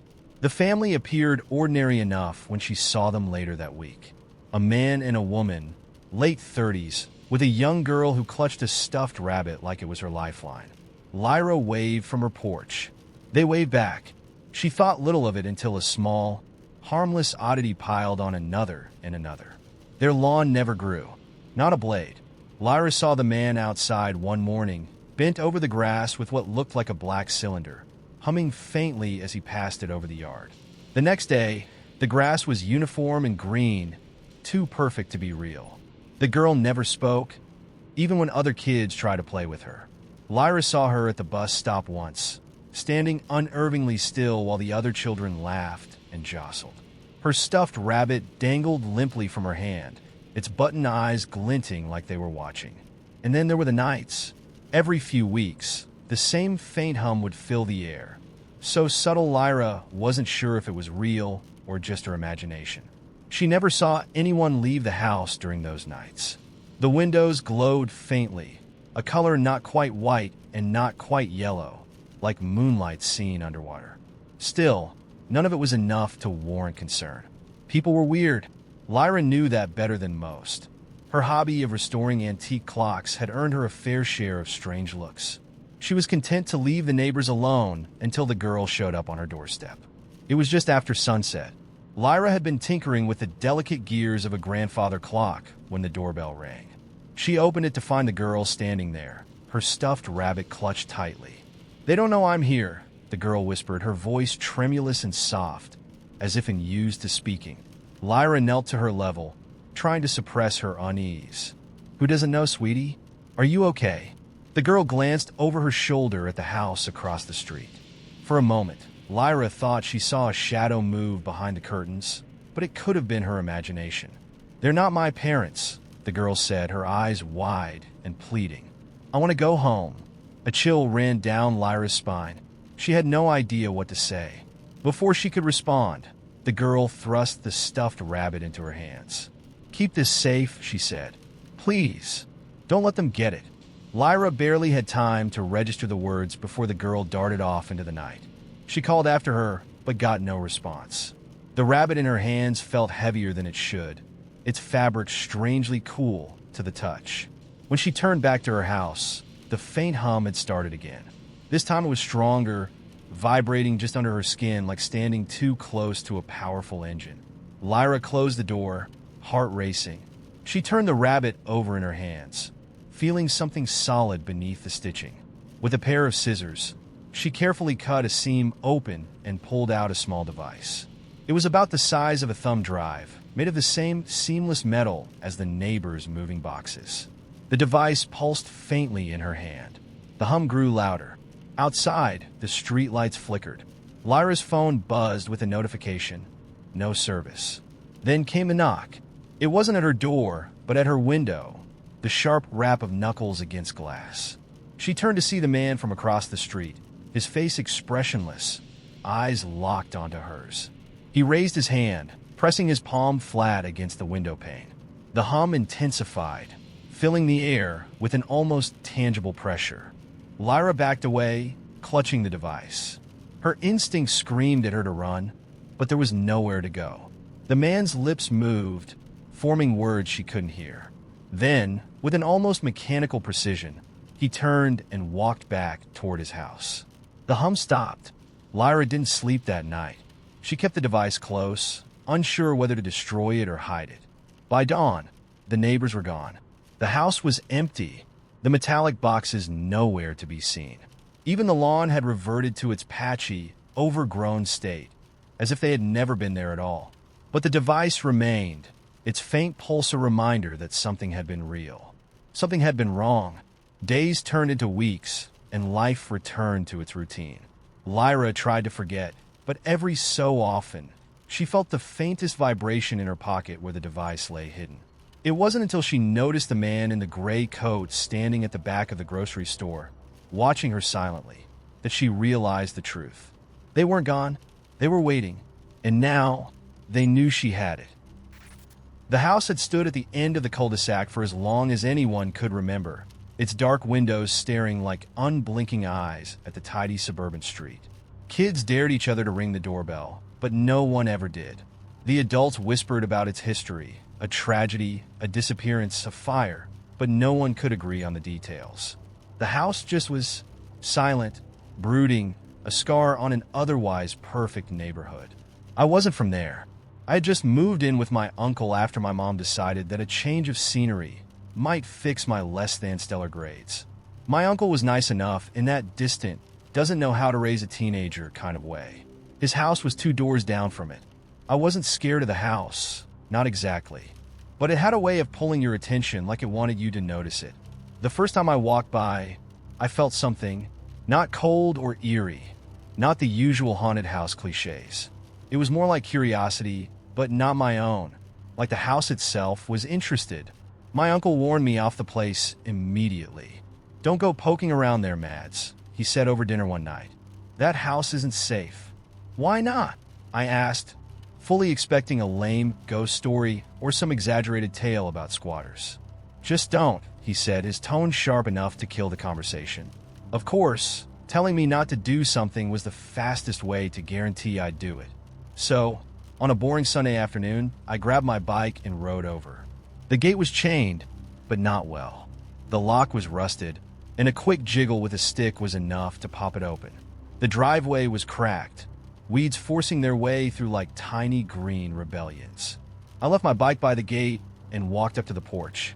The door was slightly ajar. Not enough to see inside, but enough to make me hesitate. Someone had been here, or maybe still was. I should have turned around then, but the pull was too strong. I pushed the door open. The air inside was stale, thick with dust and something else, something metallic like old pennies. The floor creaked under my sneakers, the sound unnaturally loud in the empty space. "Hello," I called out, immediately regretting it. My voice echoed back at me, thin and wavering. The house didn't answer, of course, but something shifted, a whisper of movement, so faint I almost convinced myself I imagined it. I stepped further in. The living room was frozen in time, cluttered with ancient furniture and a TV that hadn't seen a broadcast in decades. A coffee cup sat on the table, a crusty ring of dried liquid clinging to its rim. It was like someone had just stepped out and never come back. Then I heard it, a low hum, faint but persistent, coming from deeper inside. It wasn't mechanical, it was organic, alive. Against every instinct screaming at me to leave, I followed it. The hallway stretched longer than it should have, the light dimming with every step. At the end was a door slightly ajar like the front one. The hum was louder now, vibrating in my chest. I pushed the door open. It wasn't a room, it was something else. The walls pulsed with a faint, sickly glow, their surfaces slick and shifting, as if alive. Tendrils of light or smoke, something in between, hung in the air, reaching out and recoiling like they were testing me. In the center of the room was a figure, human-shaped but not human. It was shrouded in the same shifting glow as the walls, its edges blurry, impossible to focus on. Finally, it said, though its mouth didn't move. The voice wasn't male or female, young or old. It simply was, I froze, my body refusing to obey the primal urge to run. What are you? I managed to choke out. You came to me, it replied, as if that answered everything. You heard me. The hum had grown louder, almost unbearable, yet I couldn't move. My body was locked in place, my mind a spinning mess of fear and awe. What do you want? I asked, my voice barely above a whisper. It tilted its head, its form shifting slightly, like a flame flickering in the wind. To be remembered. Remembered? I repeated, confused. I was forgotten, it said, and there was something almost like sadness in its voice. The ones who built me, who fed me, they're gone. But you heard. You came. I didn't know what it meant, but the weight of its words pressed down on me, suffocating. I didn't mean to. You're here now, it interrupted, and the hum turned into a sharp, ringing note that made my vision blur. You will carry me. The tendrils of light or smoke, or whatever they were, rushed toward me, wrapping around my arms, my chest, my throat. I gasped. The air ripped from my lungs. My vision tunneled, the world spinning into darkness. And then silence. I woke up on the driveway, my bike tipped over beside me. The house stood as it always had, dark and lifeless. My heart was racing, my clothes damp with sweat. I staggered to my feet, my mind racing. Had it been a dream? A hallucination? But as I gripped the handlebars of my bike, I felt it, a faint hum deep in my chest. Faint but persistent. The house wasn't empty anymore. It had found a way out. Not the normal ones. The gray city birds that hop around sidewalks, dodging tourists and picking at discarded fries. No, these were different. There were 3 of them, stark white with coal-black eyes, perched perfectly still on the ledge outside my apartment window. They didn't move, didn't flutter their wings, didn't make a sound. They just sat there, staring into my living room like they were waiting for something. At first, I thought it was a coincidence. Birds perched on ledges, it's what they do. But as the day wore on, their presence began to gnaw at me. Even when I closed the curtains, I could feel their gaze through the thin fabric, steady and unyielding. By the time night fell, they were still there. The next morning, I opened the curtains to find the ledge empty. Relief washed over me, swift and irrational. I grabbed my coffee and sat on the couch, trying to shake off the unease that had settled in my chest. And that's when the note appeared. It was just there on the coffee table where no one else could have put it. A single piece of thick, cream-colored paper folded neatly in half. I froze, the mug trembling slightly in my hands. The note was addressed to me. My full name, written in spidery black ink that looked like it had been scratched out with a quill. I unfolded it with hesitant fingers. We need to talk. Tonight. The rooftop. No signature. I looked around the room, half expecting someone to jump out from behind the couch. The lock on the door was still latched, the windows shut. The only sound was the faint hum of the refrigerator. This wasn't happening. It couldn't be. I crumpled the note and tossed it into the trash.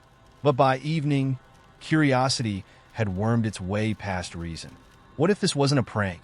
What if the note and those birds meant something? At 11:59 p.m., I climbed the stairs to the rooftop. The city spread out below me, a grid of shimmering lights and muted chaos. The air was sharp with the scent of asphalt and winter, and the wind tugged at the edges of my jacket. And there, waiting for me, was a man. He stood at the edge of the rooftop, silhouetted against the glowing skyline. His back was to me, his hands tucked into the pockets of a long, dark coat. "Are you the one who left the note?" I asked, my voice steadier than I felt. He turned slowly, and for a moment, I forgot how to breathe. His face was pale, almost translucent, and his eyes were black, pitch black like the pigeons. He smiled, a faint, sharp curve of his lips, and tipped his head to the side. I was wondering if you'd come. I stayed rooted in place, my body screaming to run even as my legs refused to move. Who are you? I'm someone who needs your help, he said simply. A flicker of irritation cut through my fear. You could have started with an email. He chuckled, a sound low and cold, like frost forming on glass. This isn't the kind of thing you can explain in an email. What kind of thing? I demanded. He took a step closer, and I fought the urge to step back. His movements were too smooth, too precise, like he wasn't bound by the same physics as the rest of us. There are fractures, he said, in the world. Most people don't notice them, but you do. What the hell are you talking about? You've seen them, haven't you? He pressed. The inconsistencies, the shadows that don't match their sources. The way time seems to stutter just for a moment and then smooth itself out like nothing happened. I swallowed hard. I hadn't told anyone about those moments.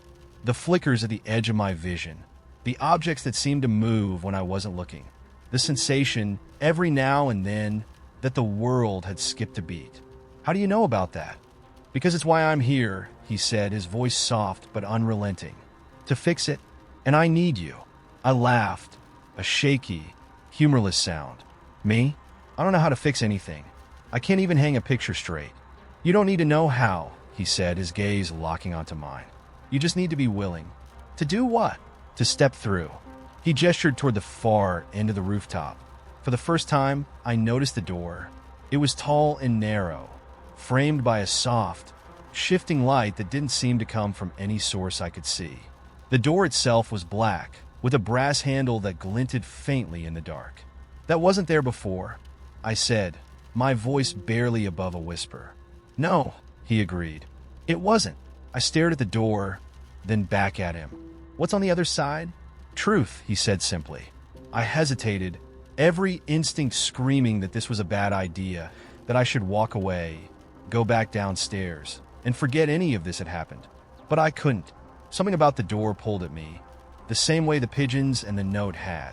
It wasn't curiosity, it was recognition. Like some part of me already knew what was waiting on the other side. I took a step toward it. The man smiled again, sharp and knowing. You'll understand soon, he said. I didn't respond. My hand closed around the brass handle, and the metal was warm, almost alive. I turned it and stepped through. I grew up hearing stories about the long gap on I-86. Locals called it a time sink, a desolate stretch of highway with no exits, no cell service, and no mile markers. Truckers swapped tales at the diner. How they'd driven it and lost hours, or seen headlights behind them blink out as if swallowed whole. Some said it was cursed, others swore it was just a fluke of bad engineering. Either way, it had a reputation, and people avoided it if they could. I didn't believe in the stories. Not really, until I had no choice but to drive it myself. It was late, and I'd spent too long at a client meeting in a town 2 hours away. The direct route home was I-86, cutting right through the infamous gap. I told myself it was fine. It was just a road. Concrete and asphalt couldn't hurt you. The entrance ramp loomed ahead, the sign weathered and faded. Interstate 86 East. It read, the numbers barely visible under layers of grime. As I merged onto the empty highway, an uneasy feeling settled in my chest. The kind you get when you realize you're alone in a place you shouldn't be. The first 20 minutes passed uneventfully. The road was straight and flat, the landscape on either side a blur of dark fields and skeletal trees. There were no other cars, not even the flicker of taillights far ahead. My headlights seemed dimmer than usual, struggling to cut through the heavy darkness. Still, I kept going. It was the quickest way home. Then I saw the hitchhiker. He was standing on the shoulder, a lone figure silhouetted in the glow of my headlights. His clothes were dark, blending into the night, but his face was pale, almost gray. He didn't move as I passed him, didn't stick out his thumb or wave. He just stood there, staring straight ahead, his body unnaturally still. I shivered but kept driving. Picking up hitchhikers, especially at night, wasn't my thing. A glance in the rearview mirror confirmed he was gone. Just gone. No figure on the shoulder, no shadow shrinking into the distance. My heart began to race, but I told myself he must have stepped into the trees. 10 minutes later, I saw him again. Same man, same stillness, same pale face. This time, he was standing closer to the road, his body angled toward the center lane. My grip on the steering wheel tightened as I sped past. This wasn't possible. There hadn't been any cars behind me. No way he could have gotten ahead. I checked the mirror again. He wasn't there. The knot in my chest tightened, but I kept going. I just wanted to get home. I turned on the radio to distract myself, but all I got was static. Fiddling with the dial, I caught a faint snatch of a voice. Just a single word, whispered and drawn out. Stop. I shut the radio off. The hitchhiker appeared a third time, standing dead center in my lane. I swerved hard, narrowly missing him as my tires screeched against the asphalt. My car fishtailed but steadied, and when I looked back, he was still standing there, his head slowly turning to follow me. I didn't see his eyes, but I felt them, cold and hollow, boring into the back of my skull. I floored the gas, panic overriding every rational thought. My speedometer climbed to 80, then 90. The road stretched endlessly ahead, straight and unbroken, like it wasn't leading anywhere. My GPS stopped working, the map frozen in place. I glanced at the clock. It blinked 12:37. When I checked again a few minutes later, it still said 12:37. The next thing I noticed was the car. It came out of nowhere, headlights flaring in my rearview mirror. I hadn't seen it approach, hadn't heard the rumble of an engine, but there it was, following close, too close. I couldn't make out the driver through the glare, but the car didn't try to pass or back off. It just stayed on my bumper, tailing me with precision. I tried to wave it off, even honked, but the headlights didn't budge. They felt less like a car and more like a predator, stalking its prey. Then they blinked out, just gone. 1 second there, the next, nothing. The highway behind me was pitch black. I thought I was losing my mind, but the worst was yet to come. The hitchhiker was back, and this time, he wasn't alone. They stood in a line across the road, a dozen figures, maybe more, each one pale and still, their faces turned toward me. I couldn't stop. I didn't dare. My foot pressed harder on the gas, the car surging forward as the figures grew closer. Just before I reached them, they stepped aside, moving in perfect synchronization, like dancers in some macabre performance. I sped through, heart hammering, unable to look back. The road ahead was empty again, but I knew they were still there, watching. Then I saw the sign. It was the same sign I'd passed when I entered I-86. Interstate 86 East. My stomach dropped. Somehow, I'd come full circle, looping back to the beginning without ever turning around. I slammed on the brakes, my car skidding to a stop on the shoulder. The silence was deafening, pressing in on me like a physical weight. When I checked the clock, it still said 12:37. I didn't know what else to do, so I turned the car around and started driving back the way I came. The road was the same, flat, empty, featureless. I drove for what felt like hours, but the landscape never changed. No exits, no landmarks, just endless blacktop and the same skeletal trees. Finally, I saw lights ahead. Real lights, not the pale, spectral glow of headlights. A gas station, its sign flickering weakly in the distance. Relief flooded through me as I pulled in and parked under the fluorescent canopy. I stumbled out of the car, my legs shaking, and rushed inside. The clerk behind the counter looked up, startled. He was an older man with tired eyes, and he seemed to sense my distress immediately. "You okay?" he asked. I nodded, barely able to speak. "How long have I been driving?" The clerk frowned, glancing at the clock on the wall. "It's 12:37, he said. "Why?" My blood ran cold. Without another word, I turned and bolted back to my car. The highway stretched out ahead of me, dark and endless, waiting. And I knew, somehow, I would never leave. It started with a sound, a soft, rhythmic thud. At first, I thought it was coming from my upstairs neighbors, the kind of background noise you learn to tune out in an apartment complex. It was always faint, like someone dropping a tennis ball on the floor, over and over again. But then I realized it wasn't coming from upstairs. It was coming from the corner of my living room. I live alone, so that was unsettling. I turned off the TV and listened. Thud, thud, thud. Steady, almost hypnotic. I checked the corner where the sound seemed to be coming from, but there was nothing there. Just a bookshelf and a dying fern I kept forgetting to water. Okay, I muttered to myself. You're imagining it. The noise stopped after that, and I chalked it up to the pipes or something equally mundane. But the next day, the thud was back. Same corner, same rhythm. This time, I ignored it and left for work. It was one of those days where everything felt slightly off, like the world was half a beat out of sync. My coworker forgot my name during a meeting, which was weird considering we've worked together for 3 years. My coffee tasted faintly metallic, even though I use the same beans and machine every day. And my bus driver missed my stop, which has never happened before. When I got home, the thudding was louder. This time, I couldn't ignore it. I dropped my bag and marched over to the corner, feeling like an idiot for being scared. "Hello," I said, as if I expected the bookshelf to answer. Nothing. I tapped the wall. Solid. I picked up the fern and gave it a good shake.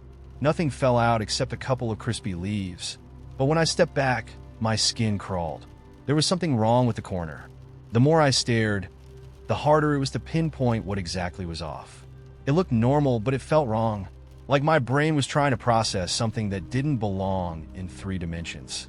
I touched the wall again, and this time, my hand felt an odd resistance, like pressing against the surface of water. A chill ran down my spine, and I yanked my hand back. The thudding stopped. I spent the rest of the night avoiding the corner. I told myself I'd imagined it, that it was just stress or exhaustion. But when I woke up the next morning, there was a dent in the wall. Small, perfectly round, right where the thudding had been coming from. The dent wasn't there before. I would have noticed. I stared at it for a long time, debating whether to call maintenance. But what would I say?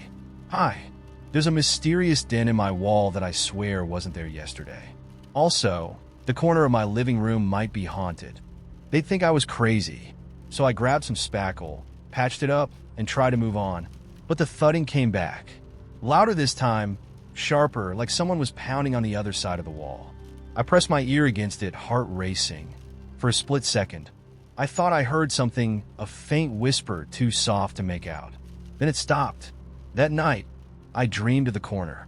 In the dream, it wasn't a corner anymore. It was a door that shouldn't have been there. It didn't have a handle, just a faint outline in the wall, glowing faintly. I remember standing in front of it, feeling an overwhelming urge to open it. But when I touched it, my hand sank through, like the wall was made of mist. I woke up in a cold sweat. Over the next few days, the corner got worse. The thudding was constant now, day and night, like something was trying to get through. The dent I'd patched up reappeared, bigger this time. And every time I looked at it, I felt that same wrongness, like my brain was fighting against something it couldn't comprehend. One evening, I came home to find the fern dead. Completely shriveled, its pot cracked. I swear it had been fine that morning, but now it looked like it had been sitting in the desert for months. That was the last straw. I called my friend, Ava, and begged her to come over. When she arrived, I practically dragged her to the corner. "Do you hear it?"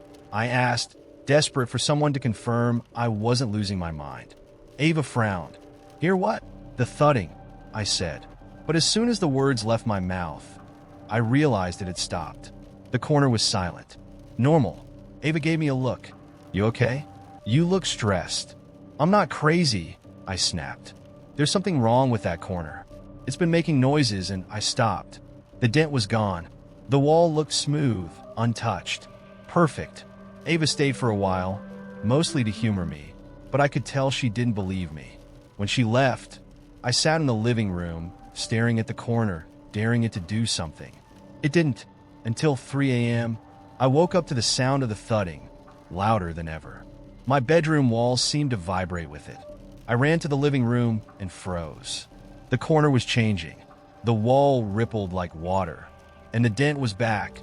Only now it was pulsing, growing outward like something was pushing against it from the other side. I stumbled back, heart pounding, as the surface cracked, splitting open to reveal Nothing. A black void. It wasn't just dark. It was the absence of light, of matter, of everything. It pulled at me, a silent, irresistible force. The edges of the hole shimmered, and I thought I saw shapes moving within, indistinct and alien. The thudding stopped, replaced by a low hum that seemed to vibrate in my bones. I wanted to run, to scream, but I couldn't move. The void held me there, rooted to the spot. And then, from deep within, a voice spoke. "You are not where you belong." The words weren't spoken aloud. They were inside my head, sharp and cold, like a knife slicing through my thoughts. What do you mean?" I stammered. The void pulsed, and the hum grew louder. "This is not your reality. You are in error." My mind reeled. An error?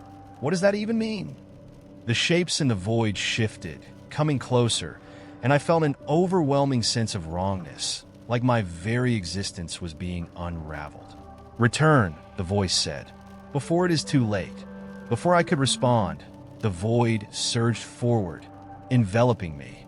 I felt weightless, disoriented, like I was falling through an endless expanse. Then, with a jolt, I was back in my apartment. The corner was whole again, the thudding gone. But something was different.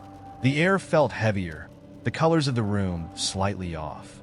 My phone showed the wrong date, and when I looked out the window, the skyline was unfamiliar. I wasn't home. Not really, and I don't think I ever will be again. The first time I noticed the loop, I was eating breakfast. My spoon clinked against the bowl as I scooped up the last bit of cereal. I stood to rinse it out, and when I turned back to the table, the bowl was full again, the milk still cold, the cereal crispy, as if I'd never touched it. At first, I laughed. Maybe I'd been distracted and forgotten to eat it. But as I sat back down and took a bite, I could have sworn I'd already done this exact thing. Same movement, same position of my chair, even the way the sunlight hit the table. I finished the bowl, rinsed it again, and set it on the drying rack. When I turned back to the table, the bowl was there full again. I didn't touch it this time. That day, small repetitions kept creeping into my routine. On my walk to work, I passed the same woman jogging with a bright pink leash 3 times in different parts of the park. I checked my email at the office, and the same message from my boss landed in my inbox every hour, time-stamped differently, but identical in content. "Team, let's stay focused on the Q4 goals." By lunch, I felt like I was losing my grip. When I tried to tell my coworker Matt, he just blinked at me and said, "You already told me that." I hadn't, or at least, I didn't think I had. On the way home, the subway car I was on screeched to a halt midway between stations. The lights flickered, and for a moment, everything went dark. When they came back on, the car was empty. Not just of people, of everything. The seats, the poles, the advertisements gone. I was standing in a smooth, white box, the air unnervingly still. My reflection stared back at me from all 4 walls, and I had the unsettling realization that none of them moved when I did. Then the lights flickered again, and I was back on the subway, packed shoulder to shoulder with strangers. My chest heaved, my breath coming in shallow gasps, but nobody else reacted. They just swayed with the movement of the train, their eyes distant. I thought I'd imagined the whole thing until I stepped off at my stop and caught my reflection in the station's grimy window. It wasn't me. The face looking back was someone else, similar but subtly wrong. The nose was sharper, the mouth thinner, the eyes colder. I froze, my hands trembling. A man brushed past me, muttering, "Move, lady." And when I looked back, the reflection was mine again. But I couldn't shake the feeling that it wasn't gone. Just waiting. That night, my apartment felt foreign, like someone had rearranged it just enough to make it uncanny. The couch was pushed half an inch to the left. My photos hung at slightly different angles. The hum of the refrigerator was an octave lower than usual. I sat on the floor, clutching my knees to my chest, and tried to breathe. When I woke up, I was back in my bed. At least I think it was my bed. The sheets smelled faintly of lavender, a scent I hated and had never bought. The cereal bowl was on the table again, full, the milk still cold. I didn't eat it. I didn't even touch it. Instead, I left the apartment, hoping to break whatever was happening by changing my routine. But the world outside was worse. The same cars passed me in identical sequences, their horns honking at perfectly timed intervals. The jogger with the pink leash looped by again and again, her expression blank, her feet moving in a mechanical rhythm. And then there were the people. They looked familiar, but when I tried to meet their eyes, they flickered. For a brief moment, their faces shimmered, pixelated like a low-resolution video that couldn't quite load. I ran. The city twisted around me as I moved, the streets shifting into endless versions of themselves. I turned corners only to end up back where I started. Buildings stretched higher than they should have, their windows blinking like eyes. The air grew thicker, pressing against my chest until it was hard to breathe. Then I saw her. A woman was standing in the middle of the crosswalk, staring at me. She looked exactly like me, or at least how I used to look before this all started. Her hair was tied back the way I always wore it. Her clothes were the same as the ones I'd put on that morning, but her eyes were wrong. They were wide, unblinking, and filled with something I can only describe as hunger. She raised a hand and pointed at me. "You're not supposed to be here," she said. My stomach twisted. "What does that mean?" I shouted, my voice echoing unnaturally. She didn't answer. Instead, she took a step closer, and as she moved, the world around her seemed to dissolve, the buildings and sky warping like paint running down a canvas. I turned to run, but she was in front of me again, faster than I could blink. "You're in my space," she said, her voice flat, emotionless. "You have to leave." "I don't know how," I stammered, tears pricking my eyes. "I don't even know what's happening." Her expression didn't change, but her voice softened, almost like she pitied me. "You slipped. You fell into the wrong layer. You're taking up space you shouldn't. I'm taking it back." Before I could respond, she reached out and touched my shoulder. Her fingers were ice cold, and the world around me shattered. When I woke up, everything was quiet. My apartment looked normal. The cereal bowl was gone. The photos were straight, and the hum of the fridge was back to its usual pitch. For a moment, I thought I'd dreamed it all. Then I caught my reflection in the window. It wasn't me. The face staring back was her. The first time I noticed the gap, I was brushing my teeth. It was late, around midnight, and I was leaning over the sink, groggy from a long day. My reflection stared back at me, tired but otherwise unremarkable. I spat into the sink, reached for the faucet to rinse, and froze. The corner of the bathroom mirror was wrong. At first, I thought it was a crack, but the longer I looked, the stranger it seemed. It wasn't a line or a chip. It was a gap, a sliver of darkness, no wider than a thread, running diagonally across the upper right corner. I leaned closer, trying to make sense of it. The surface of the mirror was smooth, no sharp edges, no jagged breaks. The gap wasn't behind the glass either. It seemed deeper, like looking through a keyhole into pitch-black nothingness. I touched the spot with my finger. Nothing happened, just smooth, cool glass. By the next morning, I convinced myself it was a trick of the light or my own exhaustion playing tricks on me. But the gap was still there, and it was bigger. Not by much, maybe a few millimeters wider. But now I couldn't ignore it. The rest of the mirror worked fine. My reflection looked normal. Everything appeared as it should. But that gap, it was growing. For a week, I tried to pretend it wasn't happening. I avoided looking directly at it, angled my face toward the intact parts of the mirror, and told myself it didn't matter. But no matter what I did, the gap expanded. By the end of the second week, it was the size of a coin. That's when I started noticing other things. At first, it was subtle, a flicker of movement in the gap, quick and shadowy, gone before I could focus on it. Then came the noises, a faint, high-pitched hum, like the whine of a far-off mosquito, barely audible but constant.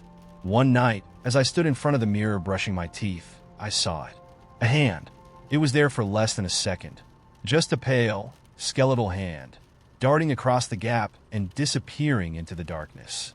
My toothbrush clattered into the sink as I stumbled backward, heart hammering in my chest. I didn't sleep that night. The next morning, the gap was bigger. It was the size of a fist now, a jagged black hole that seemed to absorb the light around it. I stood in front of the mirror, staring into it, and for the first time, I felt something staring back. I tried to take the mirror down, but it wouldn't budge. The screws were rusted in place, and no matter how hard I pulled, it refused to come off the wall. I considered smashing it, but some deep, primal part of me hesitated. Breaking it felt wrong, like it would make things worse. So I covered it. I taped a sheet of newspaper over the mirror, hiding the gap from view. For a while, it worked. The hum stopped, the flickers of movement disappeared, and I started to feel normal again. Until the morning, I found the newspaper shredded on the bathroom floor. The gap was bigger now, big enough to fit my whole head through. Not that I would ever dare.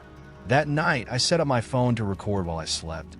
I wasn't brave enough to watch the mirror in real time, but I needed to know what was happening. The next morning, I played the footage. For the first few hours, nothing happened. Just the faint sound of me snoring in the background.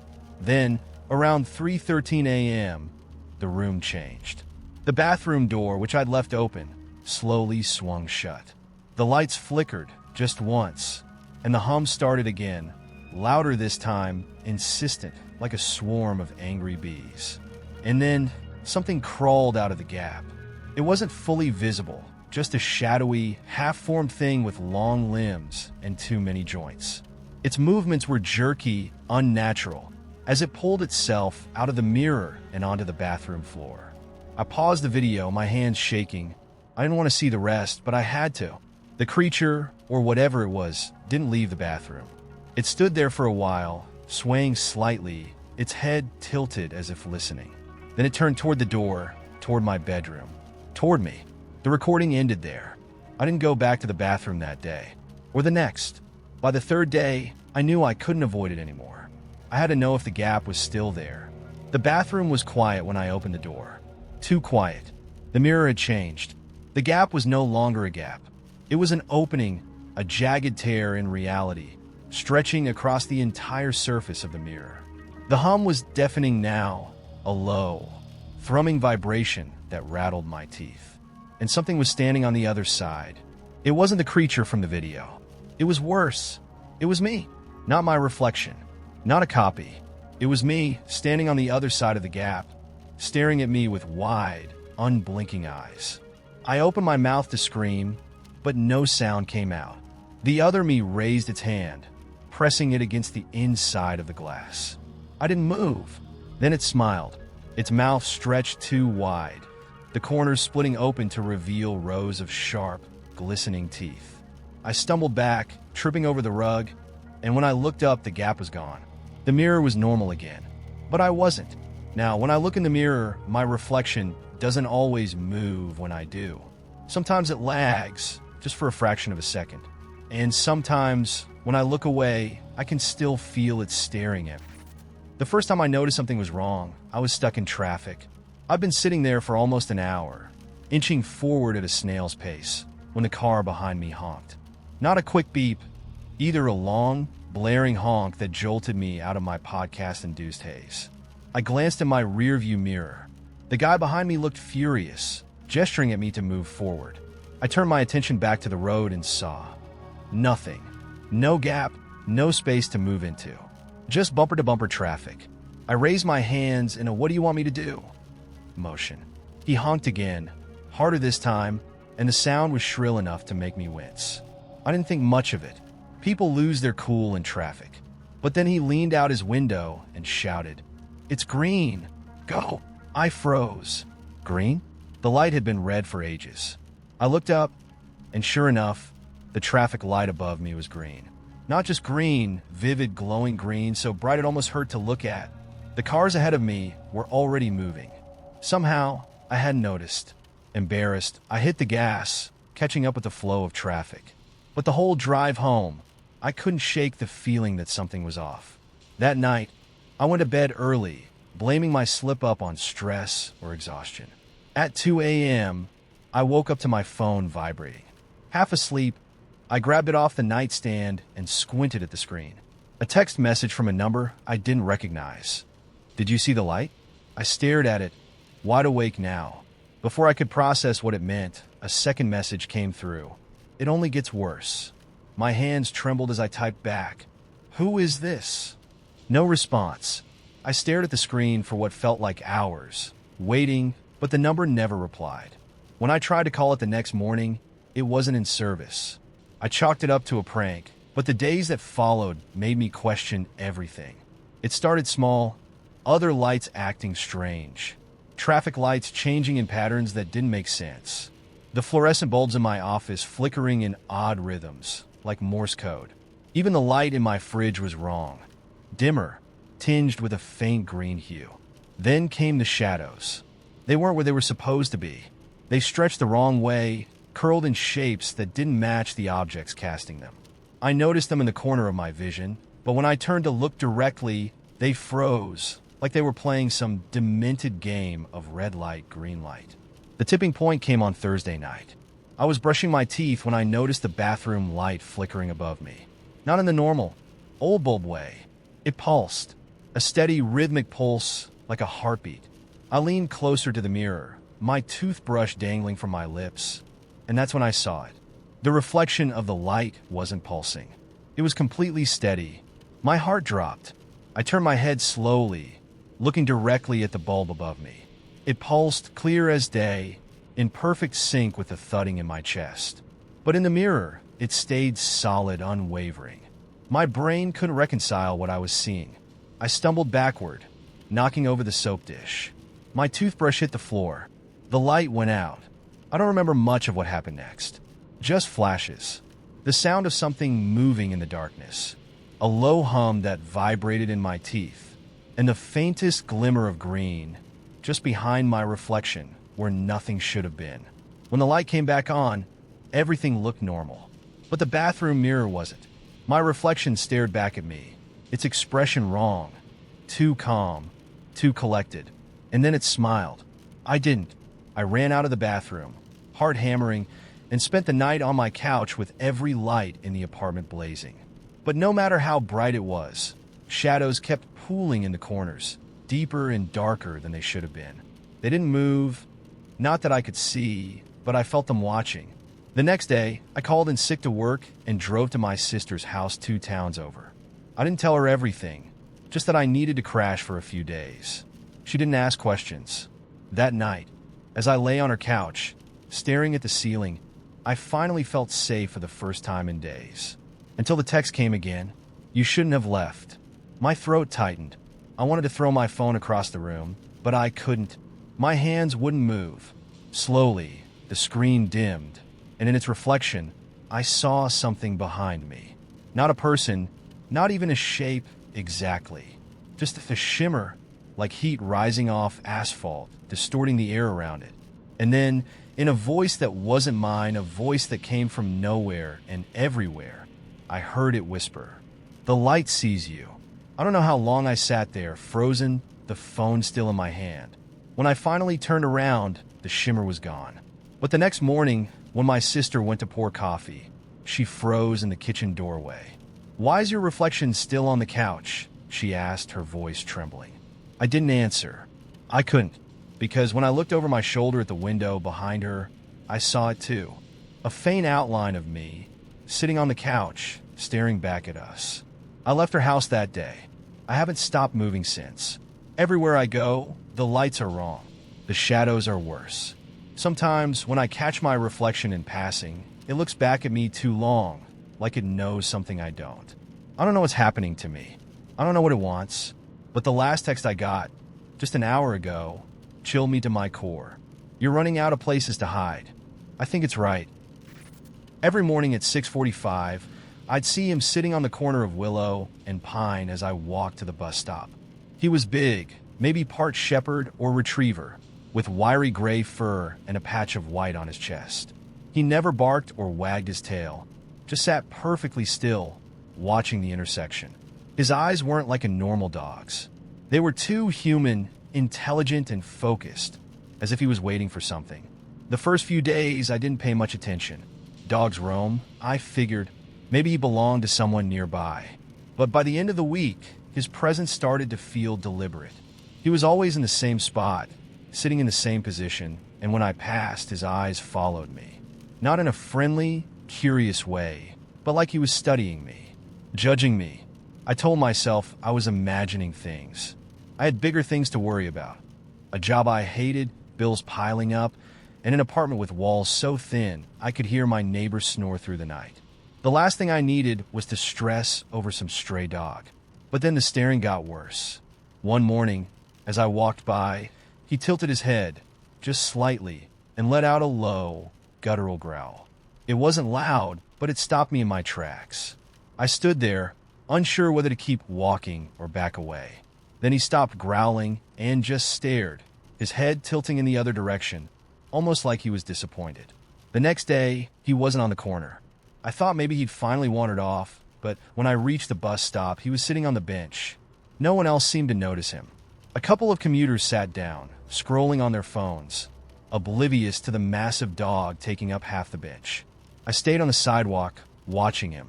His gaze was fixed on me, unblinking, and I swear there was something in his expression, something mocking, like he knew a joke I didn't. When the bus arrived, I practically sprinted on board, glancing back as the doors closed. The dog was still there, staring, his eyes glinting in the morning sun. That night, I had a dream about him. I was standing on the same street corner, but everything was wrong. The air was heavy, buzzing with an electric hum, and the sky was a deep bruised purple. The dog was there, but he was bigger now, his fur darker, his eyes brighter. He didn't move, but I felt him everywhere, pressing down on me, filling the space around me. When I woke up, my chest was tight, like I'd been holding my breath for hours. I started avoiding that corner. I left for work earlier, taking a longer route to the bus stop. For a few days, it seemed to work. No dog, no dreams. But then, on a rainy Tuesday morning, I saw him again. This time, he was sitting in front of my building. I froze.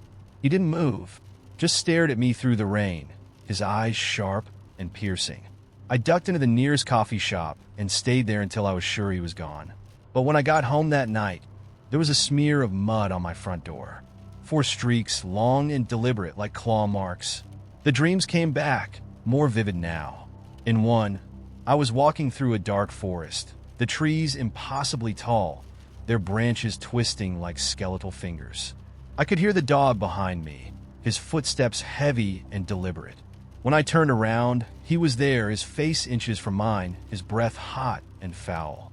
"You don't belong," he growled, the words echoing in my head even as I jolted awake. I started sleeping with the lights on. I told myself it was just stress, just my imagination running wild, but deep down, I knew it wasn't. The dog wasn't normal. He wasn't real, at least not in the way I understood reality. The final straw came a week later. I was walking home late after staying at work to finish a project. The streets were empty, the air cold and still. As I turned onto my block, I saw him again, sitting under the streetlight in front of my building. But this time, he wasn't alone. There was a man standing next to him, tall and thin, dressed in a dark coat that seemed to blend into the shadows. His face was pale, almost featureless, and his eyes glowed faintly, the same color as the dog's. The man didn't move, didn't speak. He just stood there, one hand resting on the dog's head, as if they were 2 parts of the same thing. I wanted to run, but my legs wouldn't move. The man raised his free hand and pointed at me, his finger long and bony. The dog growled, low and rumbling, and the sound seemed to vibrate through my entire body. Then they turned and walked away, disappearing into the darkness. I didn't sleep that night. By morning, I decided to leave. I called in sick to work, packed a bag, and drove to my brother's place 2 states over. I didn't tell him why. I wasn't even sure I could explain it. All I knew was that I couldn't stay in that apartment, in that city, any longer. It's been 6 months, and I haven't seen the dog since. But sometimes, late at night, I hear a low growl outside my window. And when I dream, I'm back in that forest, the trees closing in, the dog's eyes glowing in the dark. He hasn't caught me yet, but I know he's still out there, waiting. It began with the sound of typing. Not mine. The clack of keys echoed through my apartment late one night, sharp and rhythmic, coming from my office. I live alone, so my immediate thought was that someone had broken in. My stomach dropped, and I grabbed the closest thing I could find, a heavy candlestick, and crept down the hall. The door to the office was slightly ajar, just enough for me to peek inside. My laptop was open, the screen casting a pale glow over the desk. Words filled the document in real time, each letter appearing with a soft tap, tap, tap. Who are you? I pushed the door open fully, half expecting to see someone hunched over my keyboard. But the room was empty. The screen blinked at me, the cursor hovering after the question. I stared at it for a moment, frozen in place, before slowly approaching. My hands hovered over the keys, unsure of what to do. Then, before I could type a reply, more words appeared. Don't pretend you don't know me. I slammed the laptop shut and backed out of the room, my heart hammering in my chest. I didn't sleep that night, and the next morning, I told myself it was a glitch or some kind of weird hack. Maybe someone was messing with me remotely. But when I opened my laptop again, the document was gone. Not saved, not in the recent files, just gone. I wish I could say that was the end of it, but the typing didn't stop. Every night, around the same time, the sound would start again. Soft at first, like a whisper, but growing louder, more insistent. Sometimes, I'd find fragments of sentences on my screen. You left me here. I've been waiting for you. Do you remember what you did? The worst part was, the words felt familiar, like something I'd heard before, but couldn't quite place. One night, I decided to reply. My hands trembled as I typed, but I forced myself to hit each key deliberately. Who are you? The response came instantly. You know who I am. Think. I tried to rack my brain, but nothing made sense. I typed back. I don't understand. I don't know you. There was a pause, and for a moment, I thought it was over. Then, the words appeared.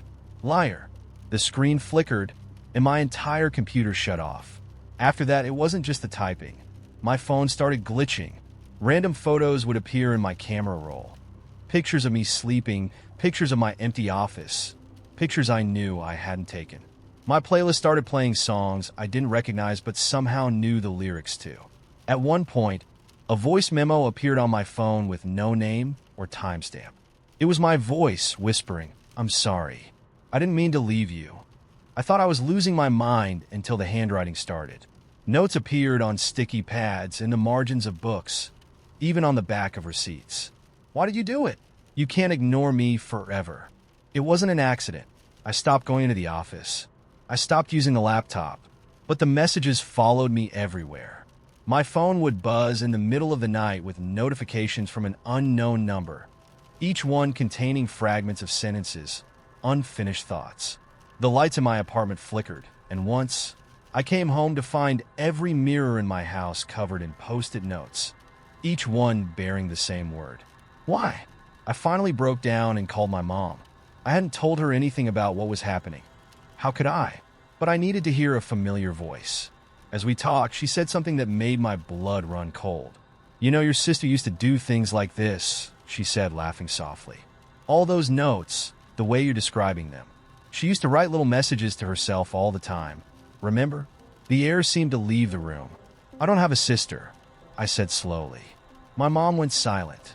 Then her voice, small and shaky. Of course you do. Don't be ridiculous. Bethany. She was always leaving notes on your toys, in your books, all over the house. You two were inseparable. My head swam. Bethany. The name unlocked something deep inside me. A door I hadn't even known was there. Flashes of a girl with dark hair and a mischievous grin. Hands stained with marker ink. Laughter that echoed through a sunlit room. But then came the darker memories. Shouting. Tears. The icy surface of a lake. The crunch of snow under my boots. The silence that followed. I hung up on my mom and sat on the floor, trembling. That night, the typing started again, louder than ever. I didn't need to look at the screen to know what it would say. Do you remember me now? I did.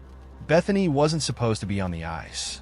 I told her it wasn't safe, that it was too thin, but she laughed, called me a coward, and darted out before I could stop her. I watched her fall through the ice, watched her thrash and scream while I stood frozen on the shore. And then nothing. I tried to tell myself it wasn't my fault, that I was just a kid, that there was nothing I could have done. But Bethany doesn't agree. Last night, I woke up to find my laptop open on my desk. The document was back, filled with words I didn't write. It's your turn to wait. I don't know what's real anymore. I don't know if this is guilt or madness or something worse. But the typing hasn't stopped, and I think I'm starting to hear it during the day now. It's louder than ever. The library was always my refuge. It had this stillness I craved, an almost sacred quiet that let me sink into myself, away from the noise of my life. It wasn't a big place, just a small-town library tucked between a pharmacy and a dry cleaner, but it had character. Heavy wooden shelves lined with dusty books, a massive grandfather clock near the entrance that chimed on the hour, and windows that rattled in their frames during windy days. It felt timeless, a little frayed around the edges, but warm in its own way. That's probably why I never noticed when things started to change. It began subtly.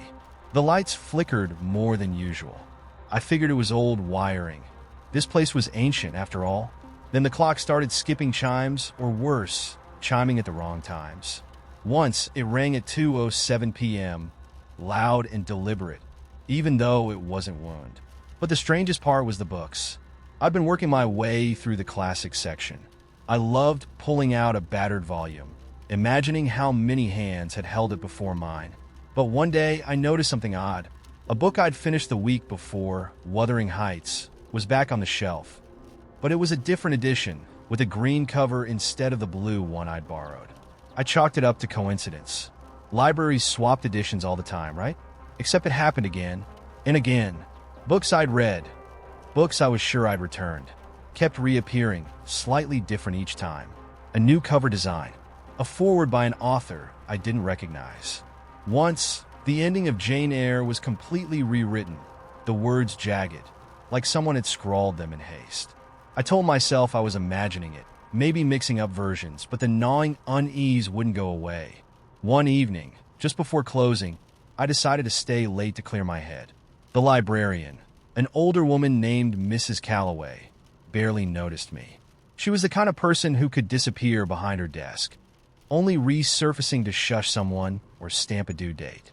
That night, she locked the doors behind me and left without a word, trusting I'd let myself out. The library felt different at night. The warm, welcoming quiet became oppressive, the shadows longer and darker. Even the hum of the old radiator seemed louder, more deliberate. I wandered the aisles, aimlessly pulling books from the shelves, flipping through them, then putting them back. It was calming, in a way, until I noticed something. One of the books I'd picked up, A Tale of Two Cities, had my name written in it. Not on the checkout card, but inside the text itself. There it was, plain as day, in the middle of the page. It was the best of times, it was the worst of times, and it was Anna's time to decide. I dropped the book and staggered back, my mind racing. It was impossible. Just my imagination, I thought. But when I flipped through the pages again, there it was, my name scattered throughout the text, embedded in sentences that shouldn't have existed. I left the library that night without locking up. I couldn't bring myself to return for a week. When I finally did, Mrs. Calloway barely acknowledged me. I asked her if anyone had been in after hours recently. She just frowned. "Nobody's been here, but you, dear." I tried to let it go, but I couldn't stay away. Something about the library pulled me back, like a compulsion I didn't fully understand. I started coming more often, sometimes staying until close, drawn to the books like a moth to a flame. And every time, the changes became more pronounced. Entire sections of the shelves shifted overnight. Books that had never been part of the collection appeared as if they'd always been there. One was a novel I'd dreamed of writing, but never had the courage to start. The final straw came 2 nights ago. I was browsing the history section when I noticed a slim, leather-bound volume tucked between 2 larger books. It had no title on the spine, just a plain black cover. When I opened it, my breath caught. It was my handwriting, page after page of it, scrawled in the same messy script I'd used since high school.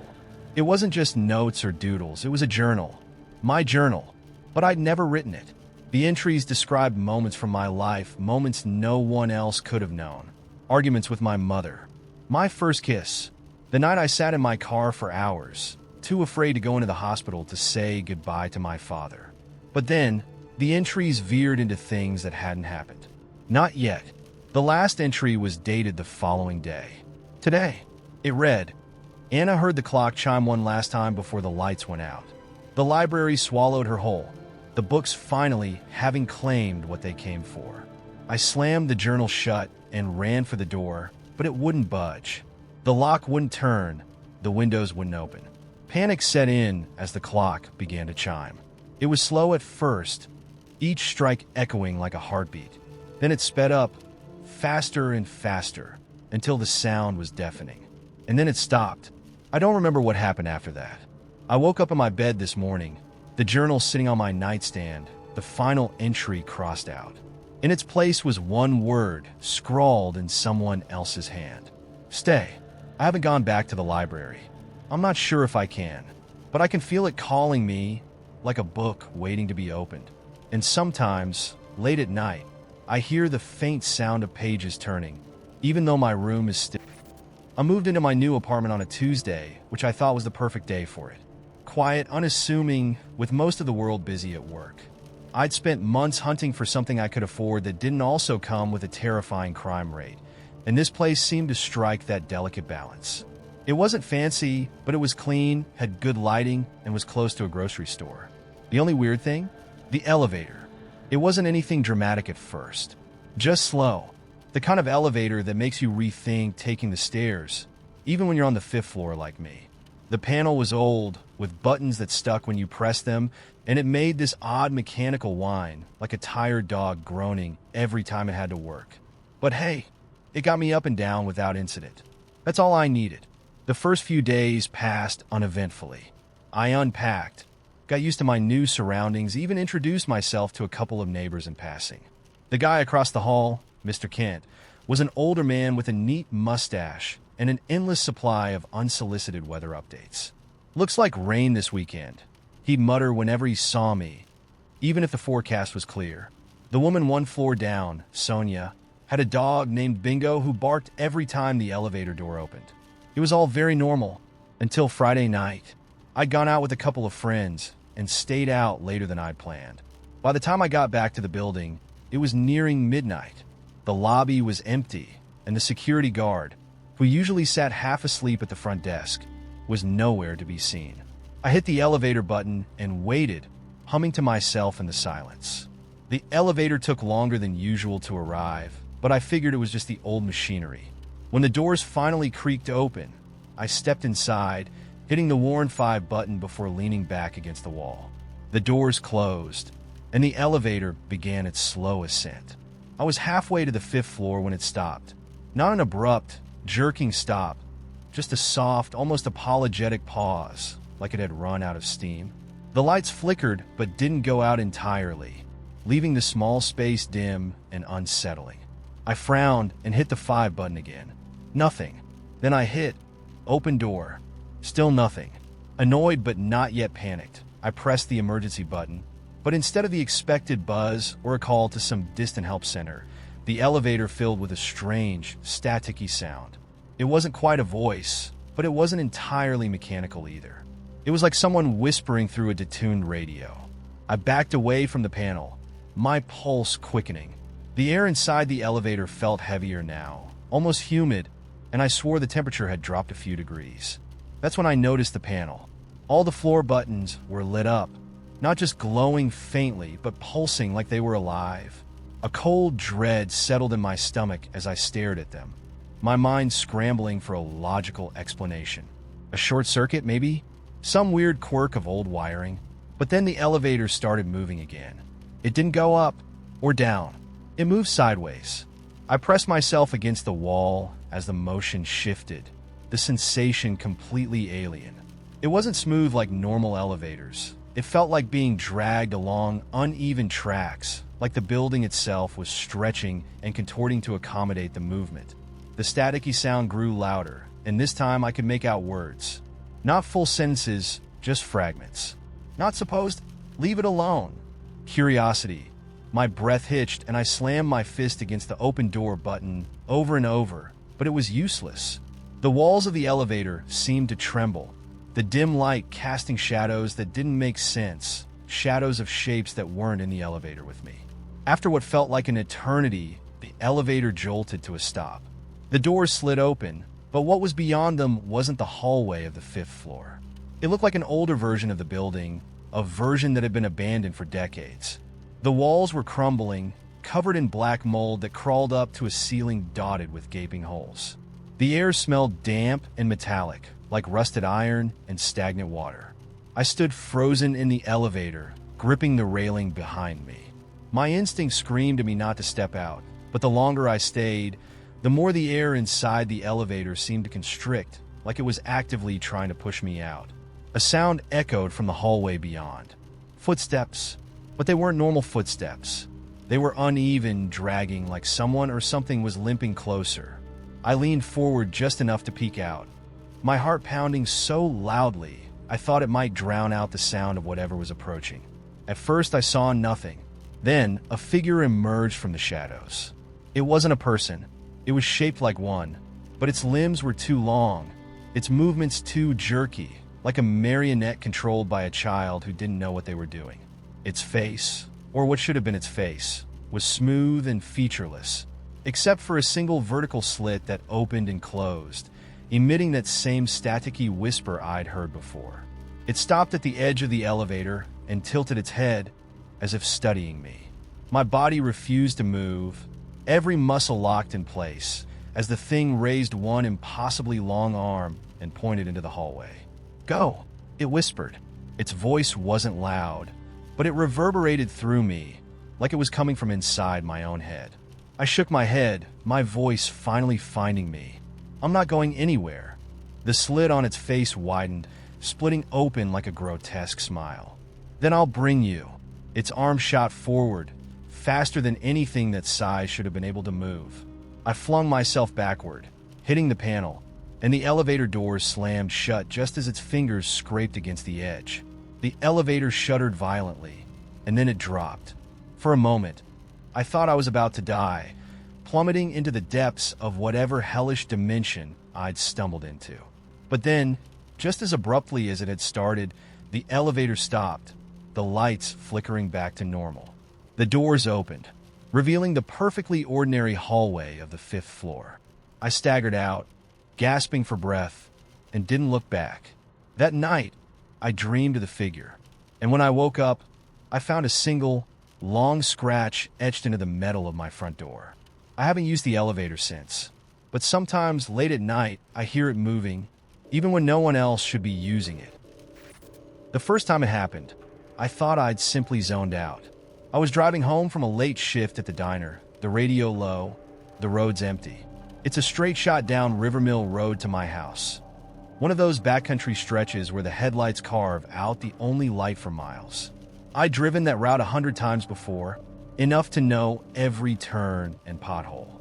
But that night, as I passed the old Miller barn, something strange happened. One moment, the barn was there, weathered wood and a sagging roof barely visible in the gloom. The next, it wasn't. Not that it was gone, no. It was as if I'd passed it again. The same barn, the same angle, the same flicker of my headlights catching the rusty weather vane on top. I blinked, slowing the car. Did I loop back? I muttered, checking the rearview mirror. No barn behind me, just the endless black of the road stretching out. I craned my neck to look ahead, but Rivermill kept unfolding, straight and unbroken.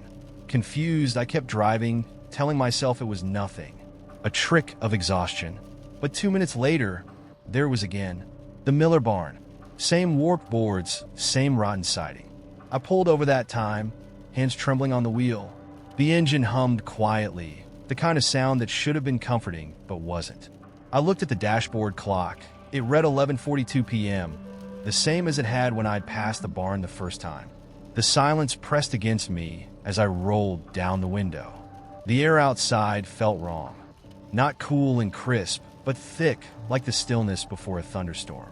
I sat there for what felt like forever, staring at the barn, waiting for something, anything, to explain itself. When nothing did, I drove home, gripping the wheel so hard my knuckles ached. The next morning, I told myself I'd imagined it. A combination of fatigue and staring at dark roads too long. But something about the experience stayed with me, buzzing faintly at the edges of my thoughts. The second time it happened, There was no mistaking it. It was a week later, same route, same late shift. This time, I was hyper-aware, scanning every landmark like a hawk. I passed the Miller barn, glanced at the clock, 11:39, and kept going. A few minutes later, I saw it again. I slammed on the brakes, heart hammering. I turned off the engine and stepped out of the car. The barn sat there, quiet and unassuming, like it hadn't just violated the laws of space and time. The grass beneath my boots was damp with dew, and the night air carried a faint smell of wood smoke. It all felt so normal, except it wasn't. I walked closer, keeping my phone's flashlight trained on the dirt road ahead.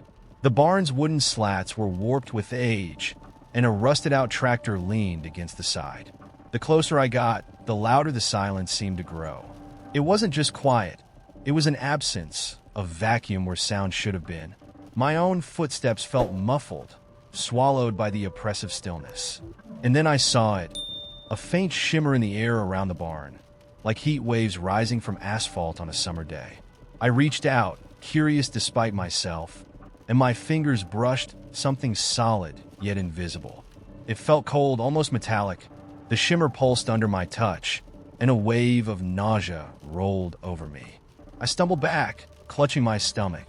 My head swam, and for a split second, the barn flickered. Not like a light going out, but like a bad image on a screen.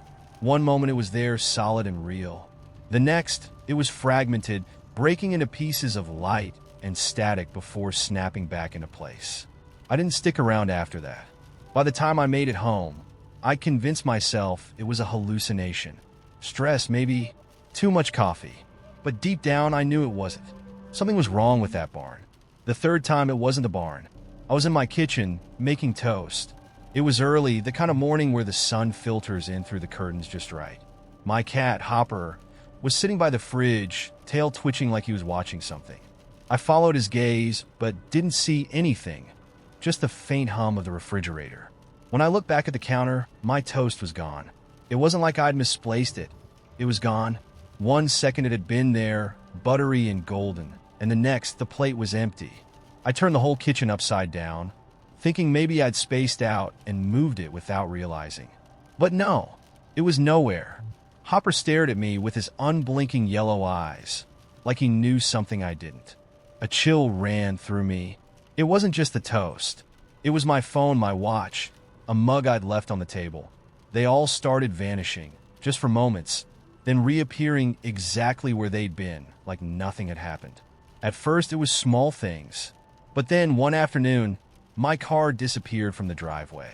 I called Ava, my best friend, because if anyone could talk me out of this madness, it was her. I told her everything about the barn, the shimmer, the disappearing objects. She didn't laugh. She didn't even interrupt. She just listened, and when I was done, she said, "I think you're noticing the edges." The edges of what? I asked.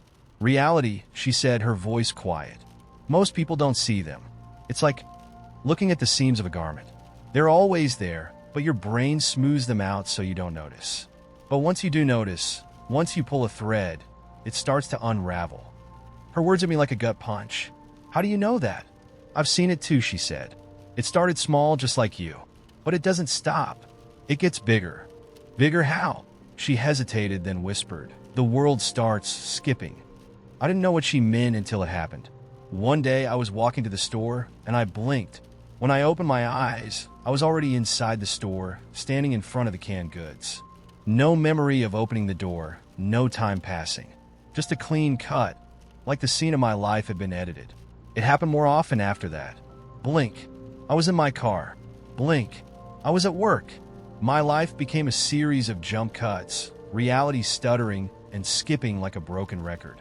One night, I woke up in my bed to find Hopper staring at the ceiling. His fur bristled, his ears flat, and I followed his gaze. There above me was the shimmer. It pulsed faintly, the edges undulating like liquid metal. And then it spoke, not in words, but in a feeling, a deep, undeniable knowing. "You are out of bounds." The shimmer folded in on itself, collapsing into a pinpoint of light before disappearing entirely. Now, every time I close my eyes, I feel like I'm being watched. like the universe is trying to decide what to do with me.